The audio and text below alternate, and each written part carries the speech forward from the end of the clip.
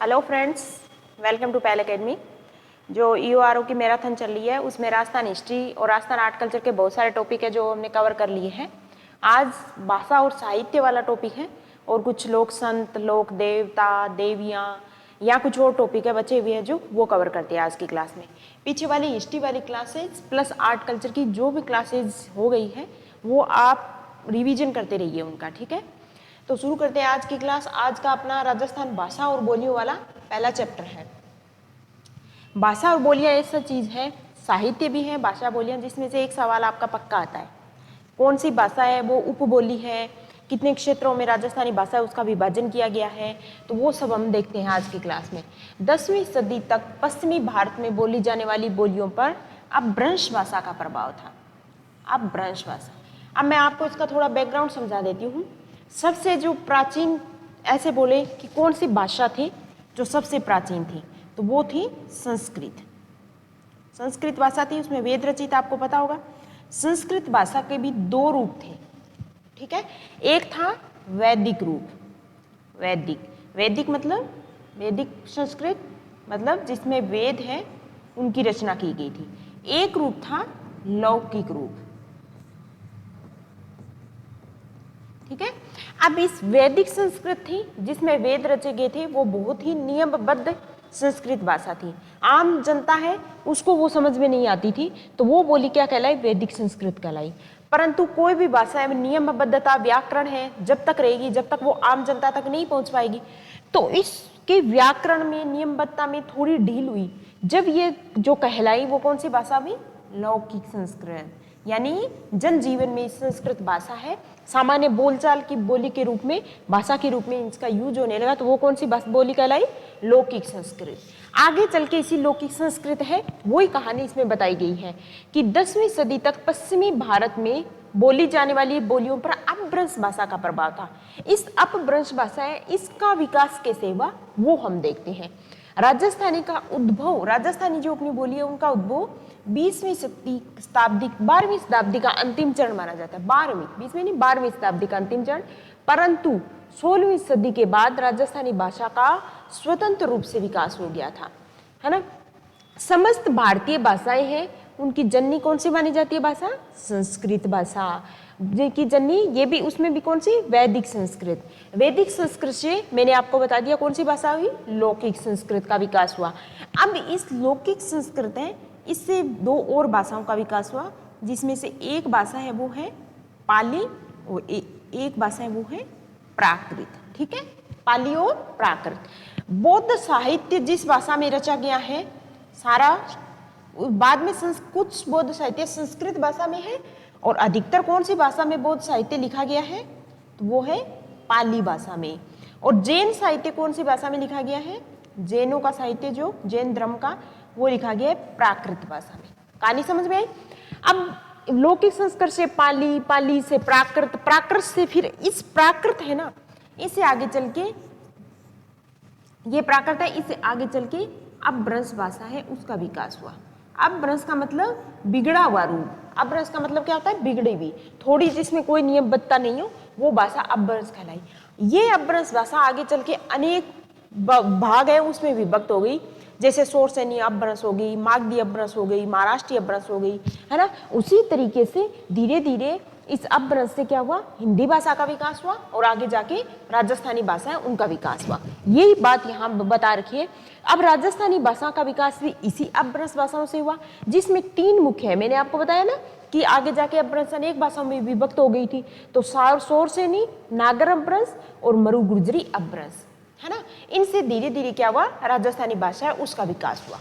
अब मैं आपको बताती हूँ कि इस राजस्थानी भाषा का विकास 10वीं सदी तक पश्चिमी भारत में जो जनरली बोली जाती थी, पश्चिमी भारत की बोली थी, वो क्या थी? प्राकृत थी।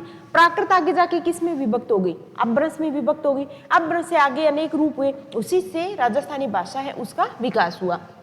और राजस्थानी भाषा का उद्भव हुआ था लगभग 12वीं सदी के अंतिम चरण में। और अगर आपको बोल दे कि इस भाषा का स्वतंत्र विकास कब हुआ था, तो 16वीं सदी में इसका बाद इसका स्वतंत्र विकास हो गया था। अब इस अपभ्रंश के 3 मुख्य रूप हैं, जिसे ये बोला जाता है जनरली कि राजस्थानी भाषा है उसका विकास इन 3 अपभ्रंश भाषाओं से हुआ। कौन कौन सी? कोई बोलते हैं सोर से अपभ्रंश से राजस्थानी का विकास हुआ, कोई विद्वान बोलता है नागर से हुआ, कोई बोलता है मरु गुर्जरी से हुआ। तो कौन कौन से विद्वान है, उनके क्या मत है, वो सब हम देखते हैं। इसमें मरु गुर्जरी अपभ्रंश सूचित है क्योंकि इसी से मरु भाषा राजस्थानी और गुर्जरी से गुजराती भाषा का विकास हुआ। कुछ विद्वान ये बोलते हैं कि मरु गुर्जरी इस वजह से उपयुक्त है क्योंकि मरु यानी मरुस्थल की राजभाषा और गुर्जरी मतलब गुजरात की भाषा है, उसका विकास हो गया। गुर्जर अपभ्रंश से उद्भव के समर्थक कौन कौन से हैं? मोतीलाल मेनारिया, कन्हैयालाल माणिक्यलाल मुंशी। अब आपसे सवाल यही पूछेगा कि कौन से विद्वान हैं जो ये मानते हैं कि गुर्जर अपभ्रंश से राजस्थानी भाषा का विकास हुआ? तो उनके मोतीलाल मेनारिया और कन्हैयालाल माणिक्यलाल मुंशी है, वो ये मानते हैं। नागर अपभ्रंश के समर्थक कौन कौन से? जॉर्ज अब्राहम ग्रियर्सन, एक विदेशी विद्वान थे। तो उन्होंने ये बोला, जिन्होंने रचना की थी the modern vernacular literature of India. तो नागर अपभ्रंश के समर्थक कौन है? George Abraham Grierson. Clear? Rajasthani भाषा का अगर आपसे पूछ ले स्वर्ण काल कौन सा काल था, तो 1650 ईस्वी से 1850 ईस्वी तक का काल है, वो राजस्थानी भाषा है, उसका स्वर्ण काल कहलाता है। समझ में? तो ये आपसे पूछ सकते हैं कि नागर अपभ्रंश के समर्थक विद्वान निम्न में कौन से हैं? तो जॉर्ज अब्राहम ग्रियर्सन है, वो नागर अपभ्रंश के समर्थक माने जाते हैं। अब आगे जाके फिर क्या हुआ, इस राजस्थानी भाषा इसको भी 2 भागों में मैंने विभक्त कर लिया क्योंकि अनेक बोलियां उसके अंतर्गत विभक्त हो गई। एक पश्चिमी राजस्थान मान लिया और दूसरा हमने क्या मान लिया? पूर्वी राजस्थान। अब पश्चिमी राजस्थान के अंतर्गत तो जोधपुर जो पश्चिमी राजस्थान आता है, जैसलमेर बीकानेर उसका क्षेत्र आ गया। उसके अंतर्गत तो मारवाड़ी बोली आ गई, मेवाड़ी और बागड़ी और शेखावटी का क्षेत्र आ गया। और पूर्वी राजस्थान के अंतर्गत ढूंढाड़ी, हाड़ौती, मेवाती और अहिरवाटी ये बोलियां आ गई। समझ में आया?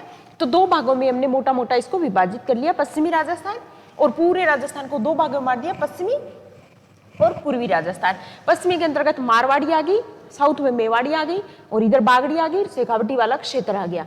ढूंढाड़ी के अंतर्गत जो जयपुर वाला वो क्षेत्र आ गया, हाड़ौती, कोटा, बूंदी, बारां, झालावाड़ का, मेवात, अलवर, भरतपुर का क्षेत्र आ गया, अहिरवाटी यहाँ आ गया, जजमेर आसपास के अहिरवाट का क्षेत्र। ठीक है, अब देखते हैं कौन सा है। मारवाड़ी अलग अलग पढ़ते हैं। अब हम मारवाड़ी जो बोली है इसे राजस्थान की मानक बोली कहा जाता है।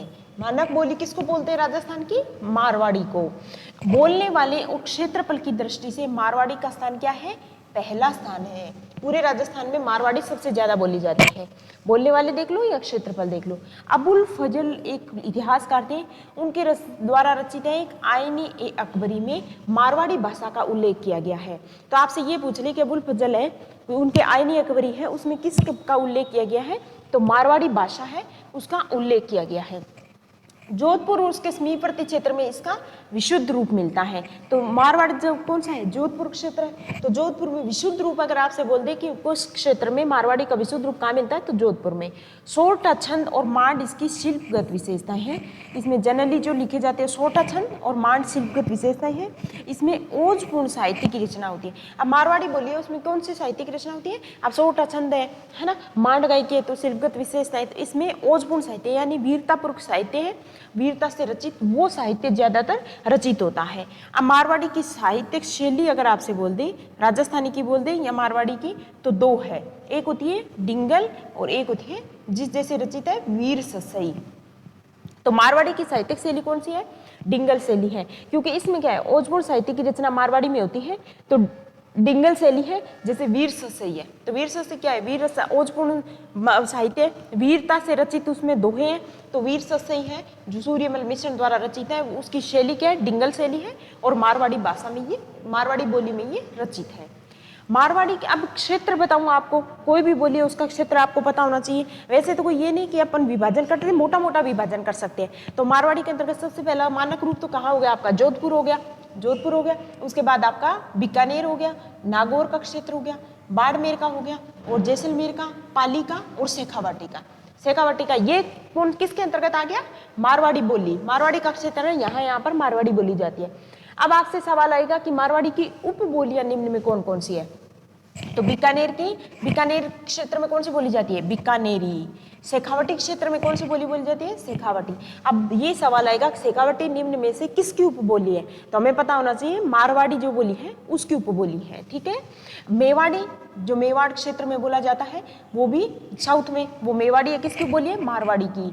डटकी और खेराड़ी और देवटा ये भीलवाड़ा आसपास के क्षेत्र में बोली जाती है, खेराड़ क्षेत्र में। देवटावाटी ये सिरोही में बोली जाती है। थली क्षेत्र जो वहां बोली जाती है। गोड़वाड़ी जो अपना लूनी नदी का जो क्षेत्र है, पाली से लेके जालोर तक का जो क्षेत्र है, वहां गोड़वाड़ी बोली जाती है।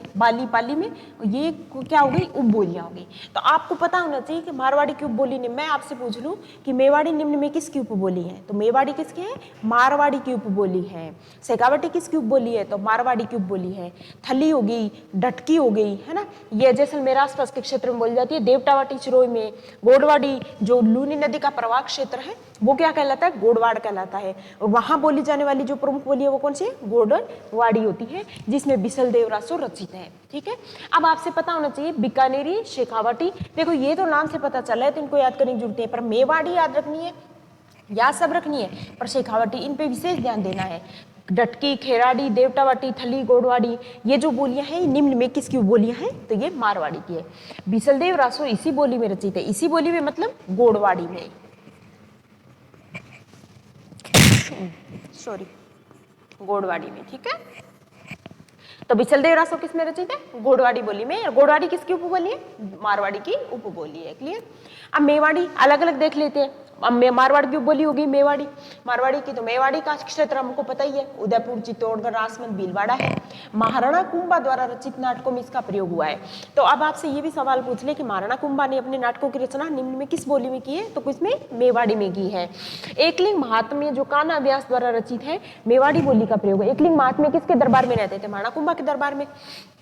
कान्हा व्यास किसके दरबार में रहते थे? महाराणा कुंभा के दरबारी साहित्यकार थे, जिन्होंने किसकी रचना की थी? एकलिंग महात्म्य की रचना की थी। ये भी किस बोली में? मेवाड़ी बोली में रचित है। तो क्लियर हुआ मेवाड़ी। अगला देखते हैं शेखावटी। शेखावटी सूरू, झुंझुनू आसपास का क्षेत्र है वो शेखावटी है, वहां शेखावटी बोली बोली जाती है। वागड़ी, अगर वागड़ क्षेत्र में बोला जाता है, वागड़ी जैसे बांसवाड़ा हो गया, डूंगरपुर हो गया, आसपास के पहाड़ी क्षेत्र है, वहां कौन सी बोली बोली जाती है? वागड़ी बोली बोली जाती है। इस पर गुजराती का प्रभाव स्पष्ट रूप से है। इसे बिली बोली जॉर्ज ग्रियर्सन ने बोला है। अब आपसे ये भी सिंपल सवाल पूछते, जॉर्ज ग्रियर्सन ने बिली बोली किसे बोला है? तो वागड़ी को बोला है। कौन कौन से वागड़ क्षेत्र कौन कौन सा? बांसवाड़ा, डूंगरपुर आसपास का क्षेत्र है। इस पर गुजराती का प्रभाव है। किसकी उपबोली है ये मारवाड़ी की उपबोली है। किसकी? मारवाड़ी की। अगला देखते हैं ढूंढाड़ी। ढूंढाड़ी, अब मैंने आपको वो बता दिया सारा कि मारवाड़ी की उपबोलियां ये है ना। अब ढूंढाड़ी देखते हैं तो ढूंढाड़ क्षेत्र में इसका क्षेत्र जयपुर, दौसा, बगरू, दुदू है। कौन कौन सा? जयपुर, दौसा, बगरू, दुदू, उसके आसपास का क्षेत्र में जो बोली बोल जाती है वो क्या कहलाती है? ढूंढाड़ी बोली होती है। इस ढूंढाड़ी की भी कुछ उपबोलियां हैं, ध्यान रखना। कौन सी? तोरावाटी। सीकर में आसपास के क्षेत्र में कांतली नदी है, उसका प्रवाह क्षेत्र क्या कहलाता है? तोरावाटी कहलाता है। तो वहां जो बोली बोली जाती है वो क्या होगी? तोरावाटी होगी। राजावती होगी, नागरचोल, काठेरी, चौरासी, हाड़ौती, किशनगढ़ी, इस बोली की विशेषता 6 शब्द का प्रयोग है। अब मैं आपसे ये पूछ लूं कि किशनगढ़ी बोली है वो किसकी उपबोली है? तो वो ढूंढाड़ क्षेत्र की उपबोली है। किसकी? ढूंढाड़ी की। ढूंढाड़ी भाषा जो है उसकी उपबोली है। अब एक इंपॉर्टेंट आया था हाड़ौती। हाड़ौती कहाँ बोली जाती है? कोटा, बूंदी, बारा, झालावाड़ में बोली जाती है। तो ये किसकी उपबोली है? ये ढूंढाड़ी की उपबोली है। ये ढूंढाड़ी में 6 शब्द का प्रयोग मुख्यतः किया जाता है। और दादू पंथ ने किसने चलाया था? दादू जिसे राजस्थान का कबीर कहते हैं, उन्होंने दादू पंथ चलाया था। तो दादू पंथ का जो अधिकांश साहित्य वो किस बोली में है? वो ढूंढाड़ी बोली है, उसमें रचित है। समझ में आया? तो आपको 2 मैंने देख ली है। अब ये हाड़ौती है। हाड़ौती किसकी उपबोली है? तो हाड़ौती ढूंढाड़ी की उपबोली है, ध्यान में रखना है। कोटा, बूंदी, बारा, झालावाड़ में बोली जाती है। और एक बूंदी के कवि थे जिसका नाम था, इनके बूंदी के कवि थे सूर्यमल मिश्र। उन्होंने बहुत व्यापक साहित्य उसकी रचना की, वीर ससई, वंश भास्कर और भी बहुत सारी। तो उनका साहित्य जो रचित है वो किस भाषा में है? किस बोली में है? भाषा नहीं, किस बोली में है? तो हाड़ौती बोली में है। और दादू पंथ का साहित्य वो किस बोली में रचित है? तो वो ढूंढाड़ी में है। माणा कुंभा का साहित्य किस बोली में रचित है? तो वो आपको पता होना चाहिए मेवाड़ी बोली में रचित है। तो हमने देख लिया, देखो पूरा ये मारवाड़ी वाला क्षेत्र हमने कवर कर लिया, जिसके अंतर्गत शेखावटी सब आ गया। हमने ढूंढाड़ी ढूंढ क्षेत्र प्लस यहाँ हाड़ौती तक का क्षेत्र कर लिया। अब ये बीच वाला क्षेत्र बच गया मेवाती वाला, जो अलवर भरतपुर क्षेत्र में बोलते हैं। वहां कौन सी बोली बोली जाती है? मेवाती। कौन सी बोली? मेवाती। मेवाती का क्षेत्र कौन सा है? अलवर भरतपुर। अब इसकी मेवाती की भी कुछ उपबोलियां हैं। आपको जो ढूंढाड़ी भाषा है उसकी उपबोलियां सारी याद रखनी है, राजावती, काठेरी, नागरचोल, हाड़ौती, किशनगढ़ी, है ना, वो सब याद रखना है। इसी तरीके से मेवाती की भी कुछ है, देखो कौन कौन सी? राठी, कठेर, महेठा, ये उपबोलियां। तो राठी, कठेर, महेठा ये उपबोलियां किसकी है? मेवाती की है। और लालदास जी थे एक संत थे, और चरणदास जी एक संत थे, उनका सारा साहित्य किस में रचित है? तो मेवाती बोली है उसमें रचित है। समझ में आया? तो अब मैं आपसे पूछ लूं कि लालदास जी का साहित्य किस बोली में रचित है निम्न में से? तो वो मेवाती भाषा में, मेवाती बोली में रचित है। मेवाती का क्षेत्र है अलवर और भरतपुर। और राठी, कठेर, महेठा ये निम्न में किसकी बोलियां है? मारवाड़ी की, ढूंढाड़ी की, मेवाती की, किसकी? हाड़ौती की। तो आप बताओगे मेवाती की उपबोली है। ठीक है, ये हमने देख लिया। वागड़ी पीछे कराई है हमने। मालवी ये मारवाड़ी की उपबोली थी, मारवाड़ी की उपबोली है वागड़ी। मालवी, अब मालू क्षेत्र बच गया। मालू क्षेत्र कौन सा? एमपी से जिसकी सीमा लगती है। राजस्थान में जैसे प्रतापगढ़ का क्षेत्र है, वहां कौन सी बोली बोली जाती है? तो वहां मालवी। तो मालवी मुख्यतः कहाँ बोली जाती है? प्रतापगढ़ जिला है उसमें। इसकी भी कुछ मालवी की भी उपबोलियां हैं, देखो रागड़ी और निम्माड़ी, है ना। तो रागड़ी और निम्माड़ी में किसकी उपबोलियां हैं? ये अगर मैं आपसे सवाल में पूछूं तो आप क्या बताओगे? मालवी की उपबोलियां हैं। रागड़ी और निम्माड़ी मालवी की है। शेखावटी क्षेत्र, चूरू, झुंझुनू, सीकर, ये तो दोबारा से लिख के आए। तो आपको कहानी समझ में आई? चार बोलियां हमने मुख्यतः की, मारवाड़ी, ढूंढाड़ी, मेवाती और मालवी। ये राजस्थान की चार मुख्य, राजस्थानी भाषा की चार मुख्य बोलियां हमने डिसाइड की। कौन कौन सी? लिख के बता देती हूँ मैं आपको। एक तो मारवाड़ी, जो मारवाड़ क्षेत्र में था, आसपास का क्षेत्र। दूसरा हमने क्या किया? ढूंढाड़ी। और तीसरा हमने क्या किया? मेवाती। और चौथा मालवी। ये चार हमने उपबोलियां डिसाइड की। किसकी? राजस्थानी भाषा की। राजस्थानी भाषा की ये क्या है?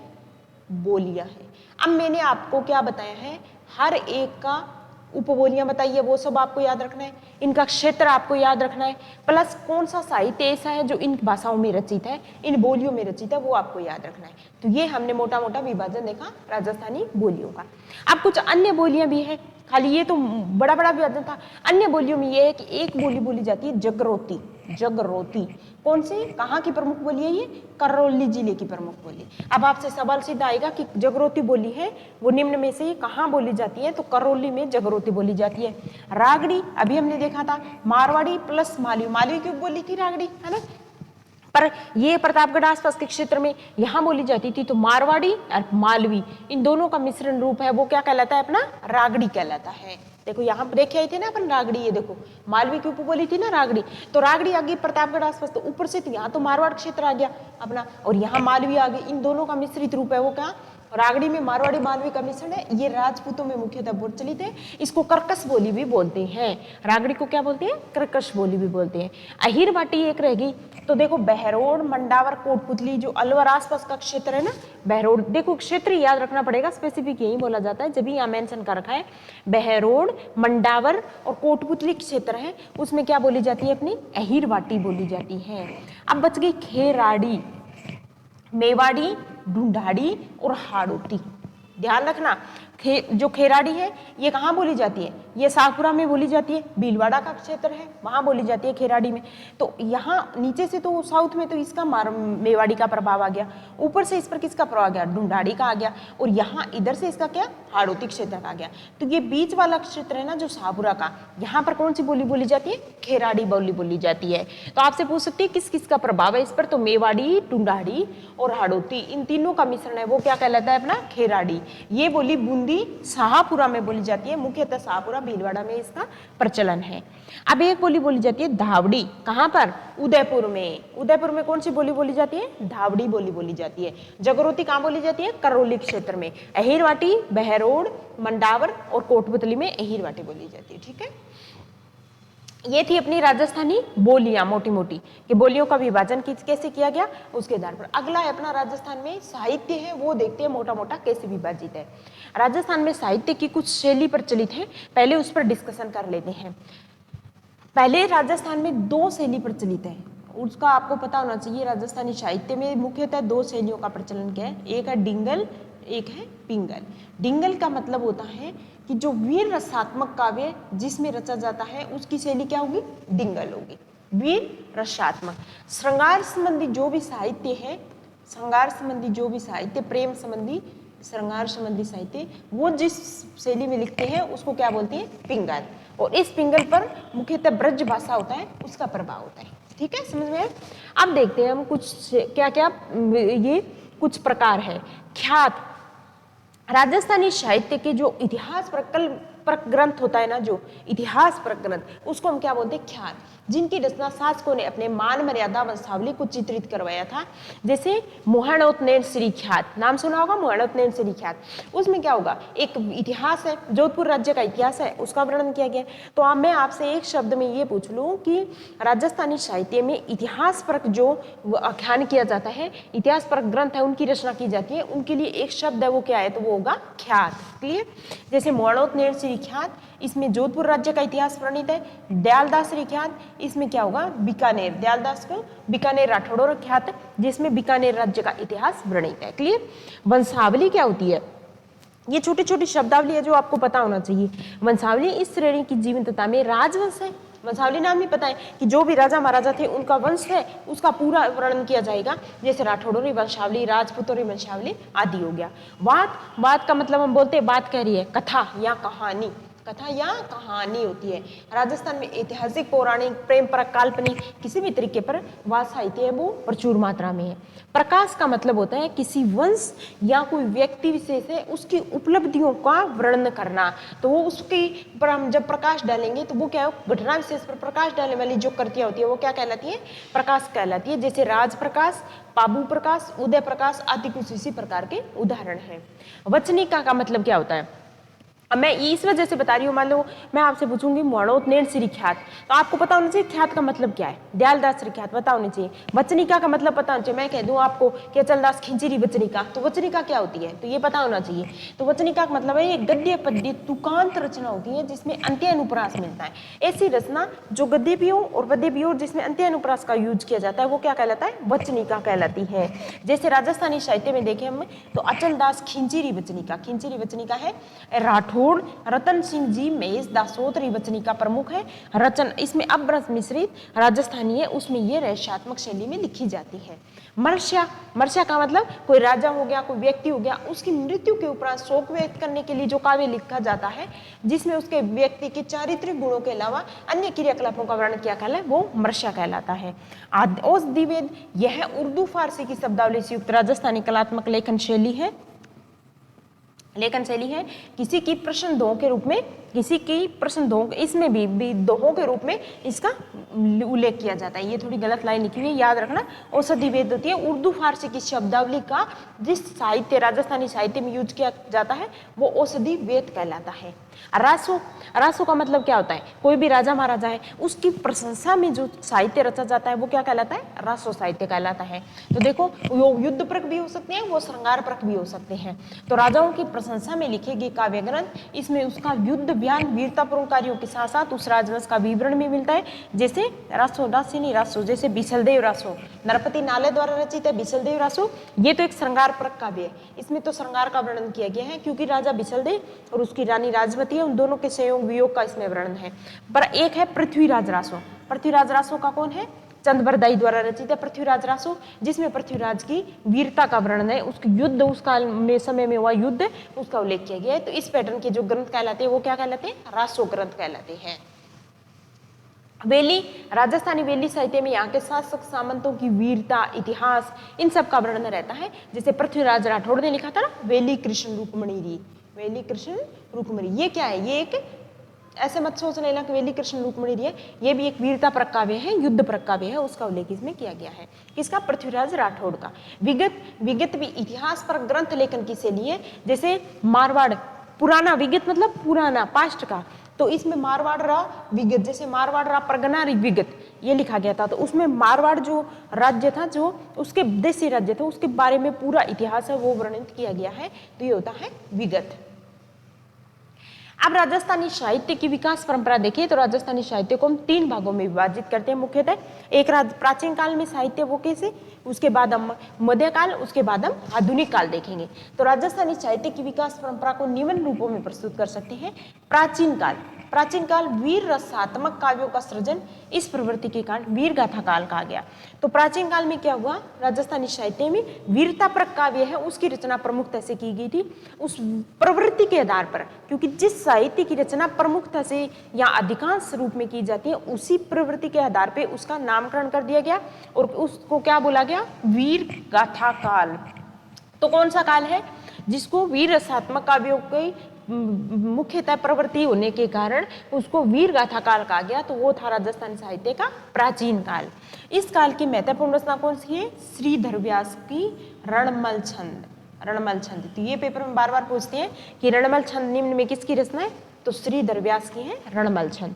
इसका कालक्रम अगर बोले, कलक्रम नहीं कालक्रम, इसका कालक्रम देखिए प्राचीन काल का, तो 1050 से 1450 ईस्वी तक का काल है, वो इसका कालक्रम है। तो राजस्थानी साहित्य में 1050 से 1450 तक का समय है, वो प्राचीन काल कहलाता है। उसमें मुख्यतः जिस साहित्य की रचना की गई थी वो वीरता की प्रवृत्ति उसमें अधिकतर उसमें प्रवृत्ति थी, वो वीरता पर काव्य की थी। इस वजह से इस काल को हम किस नाम से जानते हैं, वीर रसात्मक काल के नाम से या वीर गाथा काल के नाम से, और इसका काल था 1050 से 1450 ईस्वी तक का काल। अब मध्यकाल देखते हैं, तो मध्यकाल 2 भागों में बांटते हैं साहित्य की दृष्टि से। मध्यकाल को 2 भागों में, एक पूर्व मध्यकाल और एक उत्तर मध्यकाल। पूर्व मध्यकाल में मुख्यतः प्रवृत्ति किसकी रही, रीति पर काव्य, भक्ति है ना, भक्ति की प्रधानता रही। तो पूर्व मध्यकाल है, भक्ति की प्रधानता थी, इस कारण से इसको हम क्या बोलते हैं, भक्ति काल बोलते हैं। इसका सीमा निर्धारण करें, काल निर्धारण, तो 1450 से 1650 तक का काल है, वो राजस्थानी साहित्य में पूर्व मध्यकाल कहलाता है। इसमें भक्ति काव्य या भक्ति साहित्य की रचना प्रमुखता से हुई, इस प्रवृत्ति के आधार पर हम इसको क्या बोलते हैं, भक्ति काल बोलते हैं। भक्ति और संतों की रचनाओं का आदुक्य, जैसे मीराबाई के पद हो गए। पृथ्वीराज राठौड़ पिथल द्वारा रचित ग्रंथ गंगा लहरी, पृथ्वीराज राठौड़ ने की थी ना, गंगा लहरी की भी रचना की थी, ये भी क्या है, एक भक्ति पर काव्य है। तो आपसे पूछ सकते हैं कि पृथ्वीराज राठौड़ की रचना, जिसको पिथल नाम से जाना जाता है, क्या उनसे गंगा लहरी के रचयिता कौन है, तो पृथ्वीराज राठौड़ है। इसके अलावा वेली कृष्ण रुक्मणी री, ये डिंगल, इसकी बता रही हूँ, पृथ्वीराज राठौड़ ने 2 ग्रंथों की रचना की थी, 2 नहीं और भी हो सकते हैं, पर अब मेरे ध्यान में अभी 2 आ रहा है, एक तो गंगा लहरी और एक वेली कृष्ण रुक्मणी री, 2 ग्रंथों की। उसमें जो भक्ति साहित्य के अंतर्गत रखती है वो है गंगा लहरी, जो भक्ति पर ग्रंथ है। दूसरा है वेली कृष्ण रुक्मणी री, ये डिंगल शैली में रचित है। डिंगल शैली का मतलब जिसमें ओजपूर्ण साहित्य की रचना की गई है, श्रृंगार काव्य है। और दुर्सा आडा ने इससे क्या बोला है, 5वां वेद बोला है। इसको 5वां वेद किसने बोला है, वेली कृष्ण रुक्मणी रो, जो डिंगल शैली में रचित है। दुर्सा आडा ने इसको 5वां वेद बोला है। क्लियर। डॉक्टर टेसीटोरी ने इसको डिंगल का हेरोस बोला है। किसको, पृथ्वीराज राठौड़ को। पृथ्वीराज राठौड़ जिसने गंगा लहरी वेली कृष्ण रुक्मणी री रचना की थी, उसको जो किस नाम से फेमस था, पीथल नाम से भी इतिहास में फेमस हुआ। और अब भक्ति काल की बात चली है, तो ये बीच में मैंने पृथ्वीराज राठौड़ मैंने सोचा साथ में बता देती हूँ।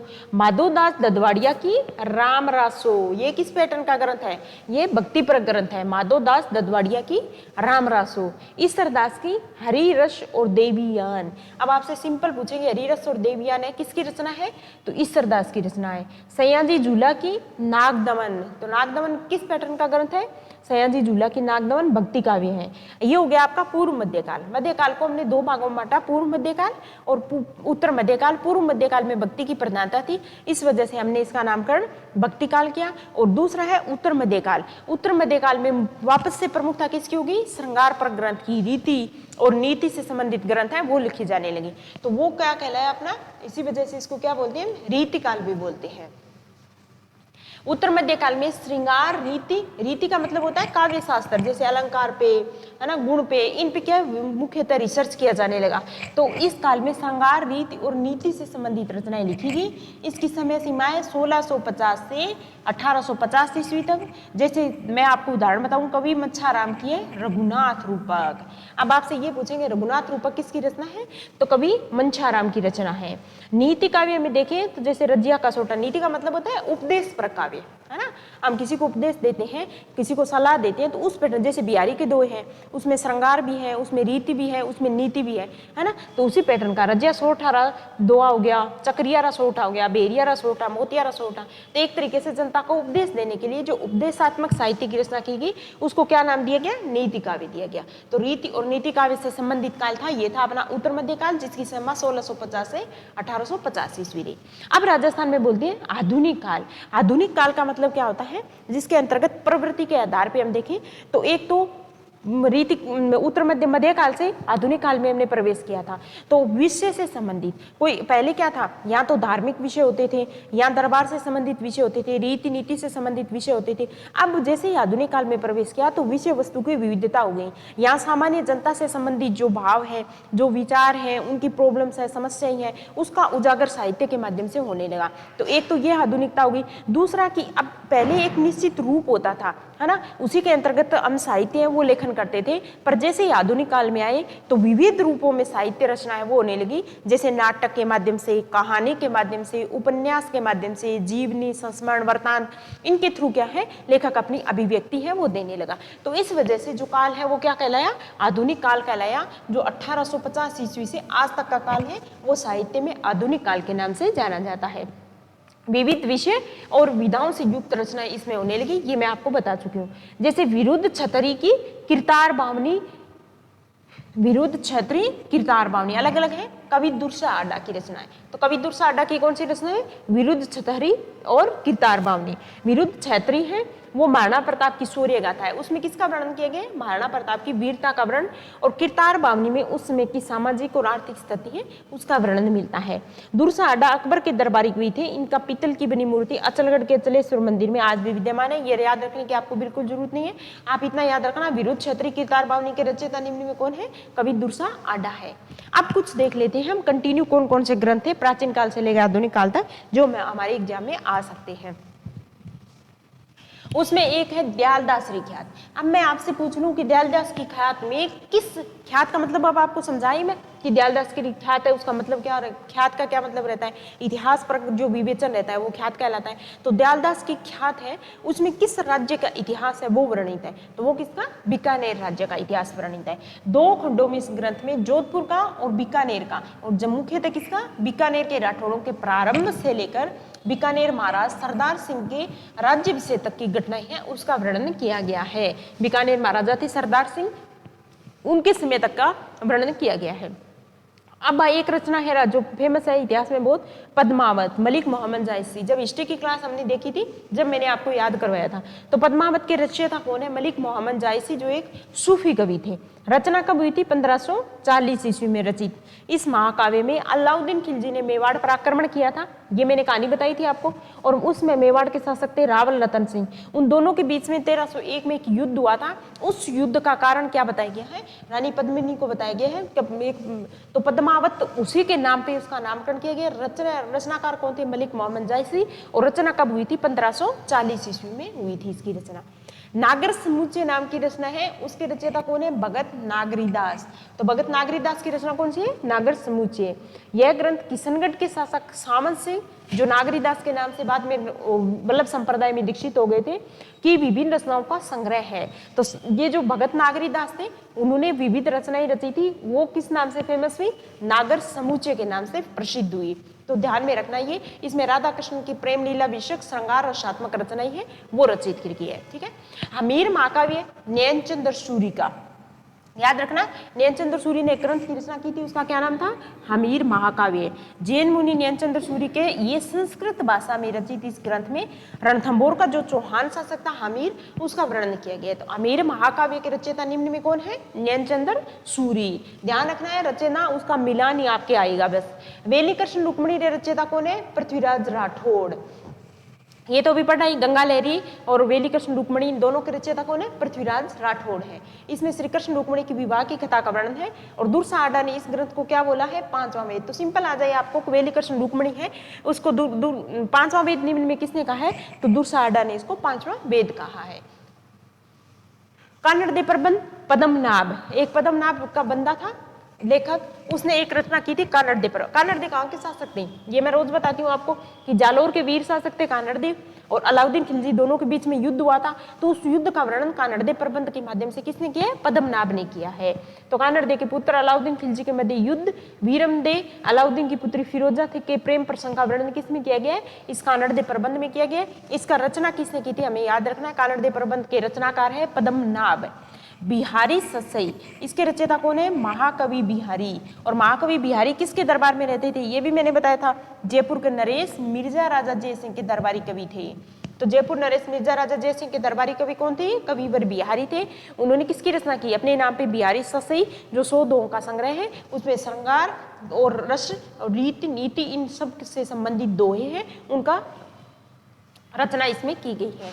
बांकीदास लिखा, तो बांकीदास जोधपुर के शासक मान सिंह के काव्य गुरु बांकीदास द्वारा रचित ख्यात राजस्थान के इतिहास का स्रोत है। तो बांकीदास ख्यात है जोधपुर के शासक मान सिंह के काव्य गुरु थे ये बांकीदास। तो इसमें जोधपुर का इतिहास वर्णित है। ब्रज निधि ग्रंथावली, ये भी मैंने पढ़ाया था, जयपुर के महाराजा प्रताप सिंह द्वारा रचित ग्रंथ है। उनका संकलन क्या कहलाता है? ब्रज निधि ग्रंथावली के नाम से प्रसिद्ध है। वीर विनोद, इसके रचयिता कौन है? बहुत अच्छा ग्रंथ है, कवि राजा श्यामल दास। कवि राजा श्यामल दास की कौन सी रचना है? वीर विनोद। कवि राजा श्यामल दास किसके दरबार में थे? मेवाड़ महाराणा सज्जन सिंह के दरबारी कवि थे। किसके? मेवाड़ के महाराणा सज्जन सिंह के दरबारी कवि थे। 4 खंडों में रचित इस ग्रंथ पर कवि राजा को ब्रिटिश सरकार द्वारा केसर ए हिंद की उपाधि से सम्मानित किया गया था। और इस ग्रंथ में मेवाड़ के विस्तृत इतिहास उससे संबंधित जो वर्णन है उसका रचना की गई है। मेवाड़ महाराणा सज्जन सिंह ने श्यामल दास को कवि राजा और महामहो उपाध्याय की उपाधि से विभूषित किया था। तो सबसे पहले तो आपको याद रखना है कि वीर विनोद के रचयिता कौन है? कवि राजा श्यामल दास है। कहाँ के दरबारी साहित्यकार इतिहासकार थे? तो मेवाड़ महाराणा सज्जन सिंह के दरबारी इतिहासकार थे। कवि राजा की उपाधि किसने दी? मेवाड़ महाराणा दी थी। इसके अलावा उनको महामहो उपाध्याय की उपाधि भी प्रदान की गई थी। क्लियर? अब सूर्यमल मिश्रण, ये मैंने पहले ही आपको बता दिया, सूर्यमल मिश्रण कहाँ के दरबारी कवि थे? बूंदी के, बूंदी जिले से संबंधित थे। हरियाणा गांव में चारण कुल में जन्मे थे सूर्यमल मिश्रण। बूंदी का शासक था एक महाराव राम सिंह हाड़ा, उनके दरबारी कवि थे, याद रखना। 2 सर्वाधिक प्रसिद्ध रचना इनकी वंश भास्कर। वंश भास्कर उसमें तो क्या है? बूंदी दरबार से संबंधित थे। तो बूंदी के जितने भी शासक हुए थे, जिसमें बूंदी के जो शासक थे, उनका वर्णन किया गया इस वंश भास्कर में। उसके अलावा एक रचना और उन्होंने रची जो सबसे ज्यादा फेमस है, वो है वीर सतसई सूर्यमल मिश्रण की, जिसमें 1857 की क्रांति है उसका वर्णन दोहों के माध्यम से किया गया है। तो एक वीरतापूर्वक ग्रंथ है, ओजपूर्ण ग्रंथ है। जो कुछ अन्य ग्रंथ भी उन्होंने रचे थे, ये वीर सतसई के बारे में हम बात कर ली। बलवंत विलास छंदमय युग सतीरासो, तो बलवंत विलास छंदमय युग सतीरासो वंश भास्कर, इनके रचयिता निम्न में कौन है? ये सवाल आ जाए तो आप बता देना सूर्यमल मिश्रण है। वीर रस के कवि थे, जिसको रसावतार भी कहा जाता है। और इनको आधुनिक राजस्थान काव्य के नव जागरण का पुरोधा कवि है, वो भी बोला जाता है। किसको? सूर्यमल मिश्रण को। समझ में आई बातें सारी? बूंदी दरबार के दरबारी कवि थे। दरबार में महाराजा कौन थे? राम सिंह हाड़ा के दरबारी कवि थे। रचना थी तो वंश भास्कर, जिसमें बूंदी राज्य का इतिहास है, बूंदी राज्य के जो शासक हैं उनका वर्णन किया गया है। वीर सतसई, जिसमें 1857 की क्रांति है, उनका दोहों के माध्यम से उल्लेख किया गया है। इसके अलावा बलवंत विलास छंदमय युग सतीरासो, इनके रचनाकार थे कौन? सूर्यमल मिश्रण। इसी वजह से इनको आधुनिक नव जागरण राजस्थानी काव्य के नव जागरण का पुरोधा कवि भी बोला जाता है। क्लियर? अब एक विदेशी विद्वान भी आए थे जिनका नाम था एलपी टेसिटोरी। ये कहाँ के? इटली के प्रसिद्ध भाषा शास्त्री थे। तो इनका संबंध कहाँ से था? एलपी टेसिटोरी का इटली से संबंधित थे। क्लियर? अब डॉक्टर टेसिटोरी 1914 में राजस्थान के बीकानेर में आए और बीकानेर के महाराजा थे उसमें कौन? गंगा सिंह जी। उन्होंने इन्हें राजस्थान के चारण साहित्य का संग्रहण करो और चारण साहित्य के सर्वेक्षण का काम सौंप दिया। किसको? एलपी टेसीटोरी। तो एलपी टेसीटोरी ये भी सवाल आ सकता है कहाँ से संबंधित थे? तो इटली के भाषा शास्त्री थे। आए कहाँ पर? तो राजस्थान में बीकानेर में आए और बीकानेर के तात्कालिक महाराजा ने इनको ये बोला चारण साहित्य पे आप पूरा सर्वेक्षण करो और संग्रह करो उनका। तो उन्होंने किस पर विशेषतः रिसर्च किया था, ये सवाल आ जाए तो चारण साहित्य, जो राजस्थानी चारण साहित्य उस पर, जिसे पूर्ण कर इन्होंने अपनी रिपोर्ट दी। और राजस्थानी चारण साहित्य एक ऐतिहासिक सर्वे तथा पश्चिमी राजस्थानी व्याकरण, ये दो नाम से उन्होंने पुस्तकें भी लिखी हैं। बीकानेर इनकी कर्मस्थली रहा और बीकानेर का प्रसिद्ध जो म्यूजियम बना है इन्हीं की देन है। तो इनके कर्मस्थली, इनका जन्म हुआ था इटली के उदीनो गांव में। इसी वजह से क्या करते हैं, इटली का उदीनो गांव है वो सिस्टर सिटी कहलाती है बीकानेर की, है ना। तो क्योंकि इनका जन्म हुआ था इटली के उदीनो गांव में और इनकी कर्मस्थली क्या रही, बीकानेर रहा, राजस्थान का बीकानेर क्षेत्र रहा। और उन्होंने रिसर्च किस पर किया, राजस्थान के चारण साहित्य पे एलपी टेसीटोरी ने रिसर्च कार्य किया था अपना। एक विद्वान थे कर्नल जेम्स टोड। जब से हिस्ट्री पढ़ने लगे, जब से इनका नाम हम सुन रहे हैं, ये थे इंग्लैंड के निवासी। कहाँ से? ब्रिटेन से थे कर्नल जेम्स टोड, तो रोज बता दियो। और इन्होंने पश्चिमी राजपूत राज्य का इनको क्या किया कि पूरा पॉलिटिकल एजेंट ब्रिटिश सरकार ने बनाकर भेजा था। क्लियर? 5 साल तक राजस्थान की इनका इतिहास विषयक सामग्री है उसको उन्होंने इकट्ठा किया और इंग्लैंड जाकर annuls and antiquities of Rajasthan नाम से एक बुक थी, उसका प्रकाशन किया, जिसका दूसरा नाम central and western Rajput states of India था। तो अगर आपसे पूछ ले, ये तो सबको आता है क्योंकि राजस्थान शब्द का यूज किया था, annuls and antiquities of Rajasthan. और दूसरा ग्रंथ है, दूसरा जिनका नाम central and western Rajput states of India नाम से इनकी एक बुक हो रही थी, वो आई थी। इस रचना में सर्वप्रथम उन्होंने राजस्थान शब्द का प्रयोग किया। कर्नल जेम्स टोड को राजस्थान के इतिहास लेखन का पितामह माना जाता है। तो इनके बारे में आपको पता है, कर्नल जेम्स टोड और उनकी पुस्तकें। अब एक इतिहासकार आए थे, लेखक आए थे कन्हैयालाल सेठिया। तो इनका संबंध कहां से था देखते हैं। कन्हैयालाल सेठिया का संबंध था चूरू जिले के सुजानगढ़ कस्बे से था, है ना। तो इनका जन्म सेठिया आधुनिक काल के प्रसिद्ध हिंदी के भी लेखक थे ये और राजस्थानी भाषा के भी प्रसिद्ध लेखक थे। उनकी रचनाएं धरती दोहरारी, पाथल और पिथल। अब आपसे पूछ ले पाथल और पिथल किसकी प्रसिद्ध रचना है, तो कन्हैयालाल सेठिया की है। धरती दोहरारी के रचयिता निम्न में कौन है, तो कन्हैयालाल सेठिया। अब कन्हैयालाल सेठिया के बारे में पूछ ले जब, इनका संबंध कहां से था, तो चूरू जिले के सुजानगढ़ से इनका संबंध था। कुछ और रचनाएं है, मिंजर, कुंकू, लील डांस, इनकी भी रचना उन्होंने की थी। मिंजर, कुंकू, लील डांस, पाथल और पिथल। और एक आपकी धरती दोहरारी के रचयिता निम्न में कौन है, कन्हैयालाल सेठिया। पंडित गौरीशंकर हीराचंद ओझा, ये नाम आपने सुना होगा। ये एक इतिहासकार थे। उन्होंने एक रचना की थी, प्राचीन भारतीय लिपिमाला और राजपूताना का इतिहास। इन दो रचना जो लेखक, इनके लेखक कौन थे, पंडित गौरीशंकर ओझा थे। प्राचीन भारतीय लिपि, जो लिपि थी भारत की, उस पर उन्होंने अध्ययन किया था। तो प्राचीन भारतीय लिपिमाला नाम से एक ग्रंथ है, उसकी रचना की। और राजपूताना के इतिहास ग्रंथ के रचनाकार कौन थे, पंडित गौरीशंकर हीराचंद ओझा। अब एक फेमस साहित्यकार लेखक थे, वो राजस्थान के विजयदान देथा, उनका नाम सुना होगा। तो वो किस नाम से अपनी रचना करते थे, बीजी नाम से। किस नाम से, बीजी नाम से रचना करते थे, विजयदान देथा। उन्होंने रूपायन संस्थान थे, उसके संस्थापक थे।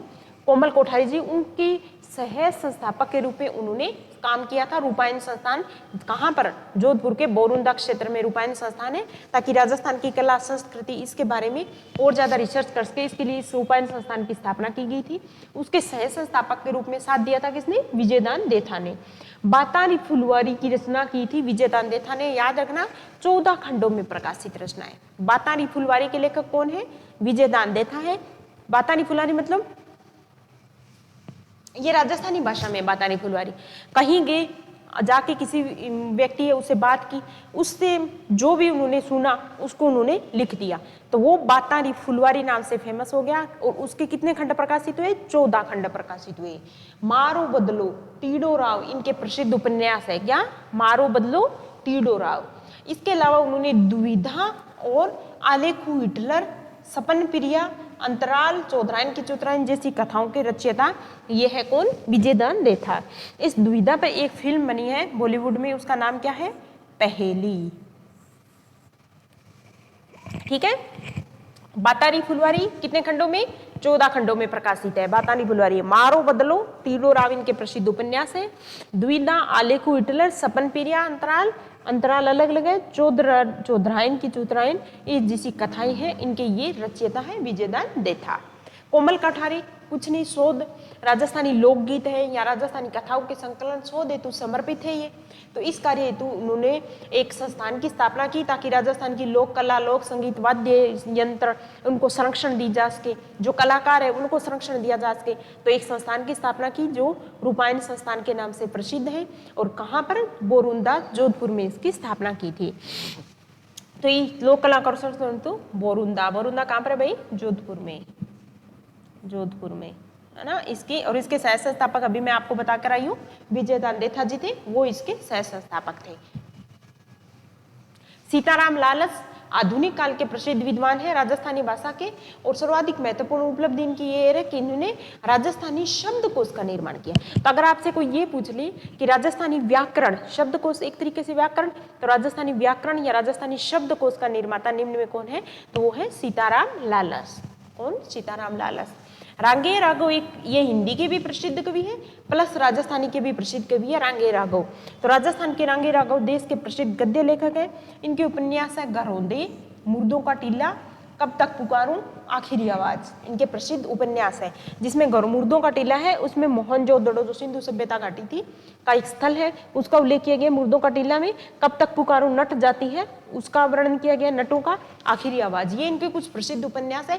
क्योंकि रांगे राघव का संबंध किससे है, राजस्थान से, राजस्थान के प्रसिद्ध साहित्यकार उपन्यासकार है ये, है ना। इस वजह से इनके इसके अलावा उन्होंने राजस्थानी में भी साहित्य की रचना की थी। चंद्र सिंह बिरकाली आधुनिक राजस्थान के सर्वाधिक प्रकृति प्रेमी कवि अगर राजस्थान का कोई है तो वो कौन है, चंद्र सिंह बिरकाली, है ना। इनकी सर्वाधिक प्रसिद्ध, इन्होंने इस वजह से प्रकृति प्रेमी कवि कहते हैं कि प्राकृतिक प्रक रचनाएं उन्होंने लिखी है।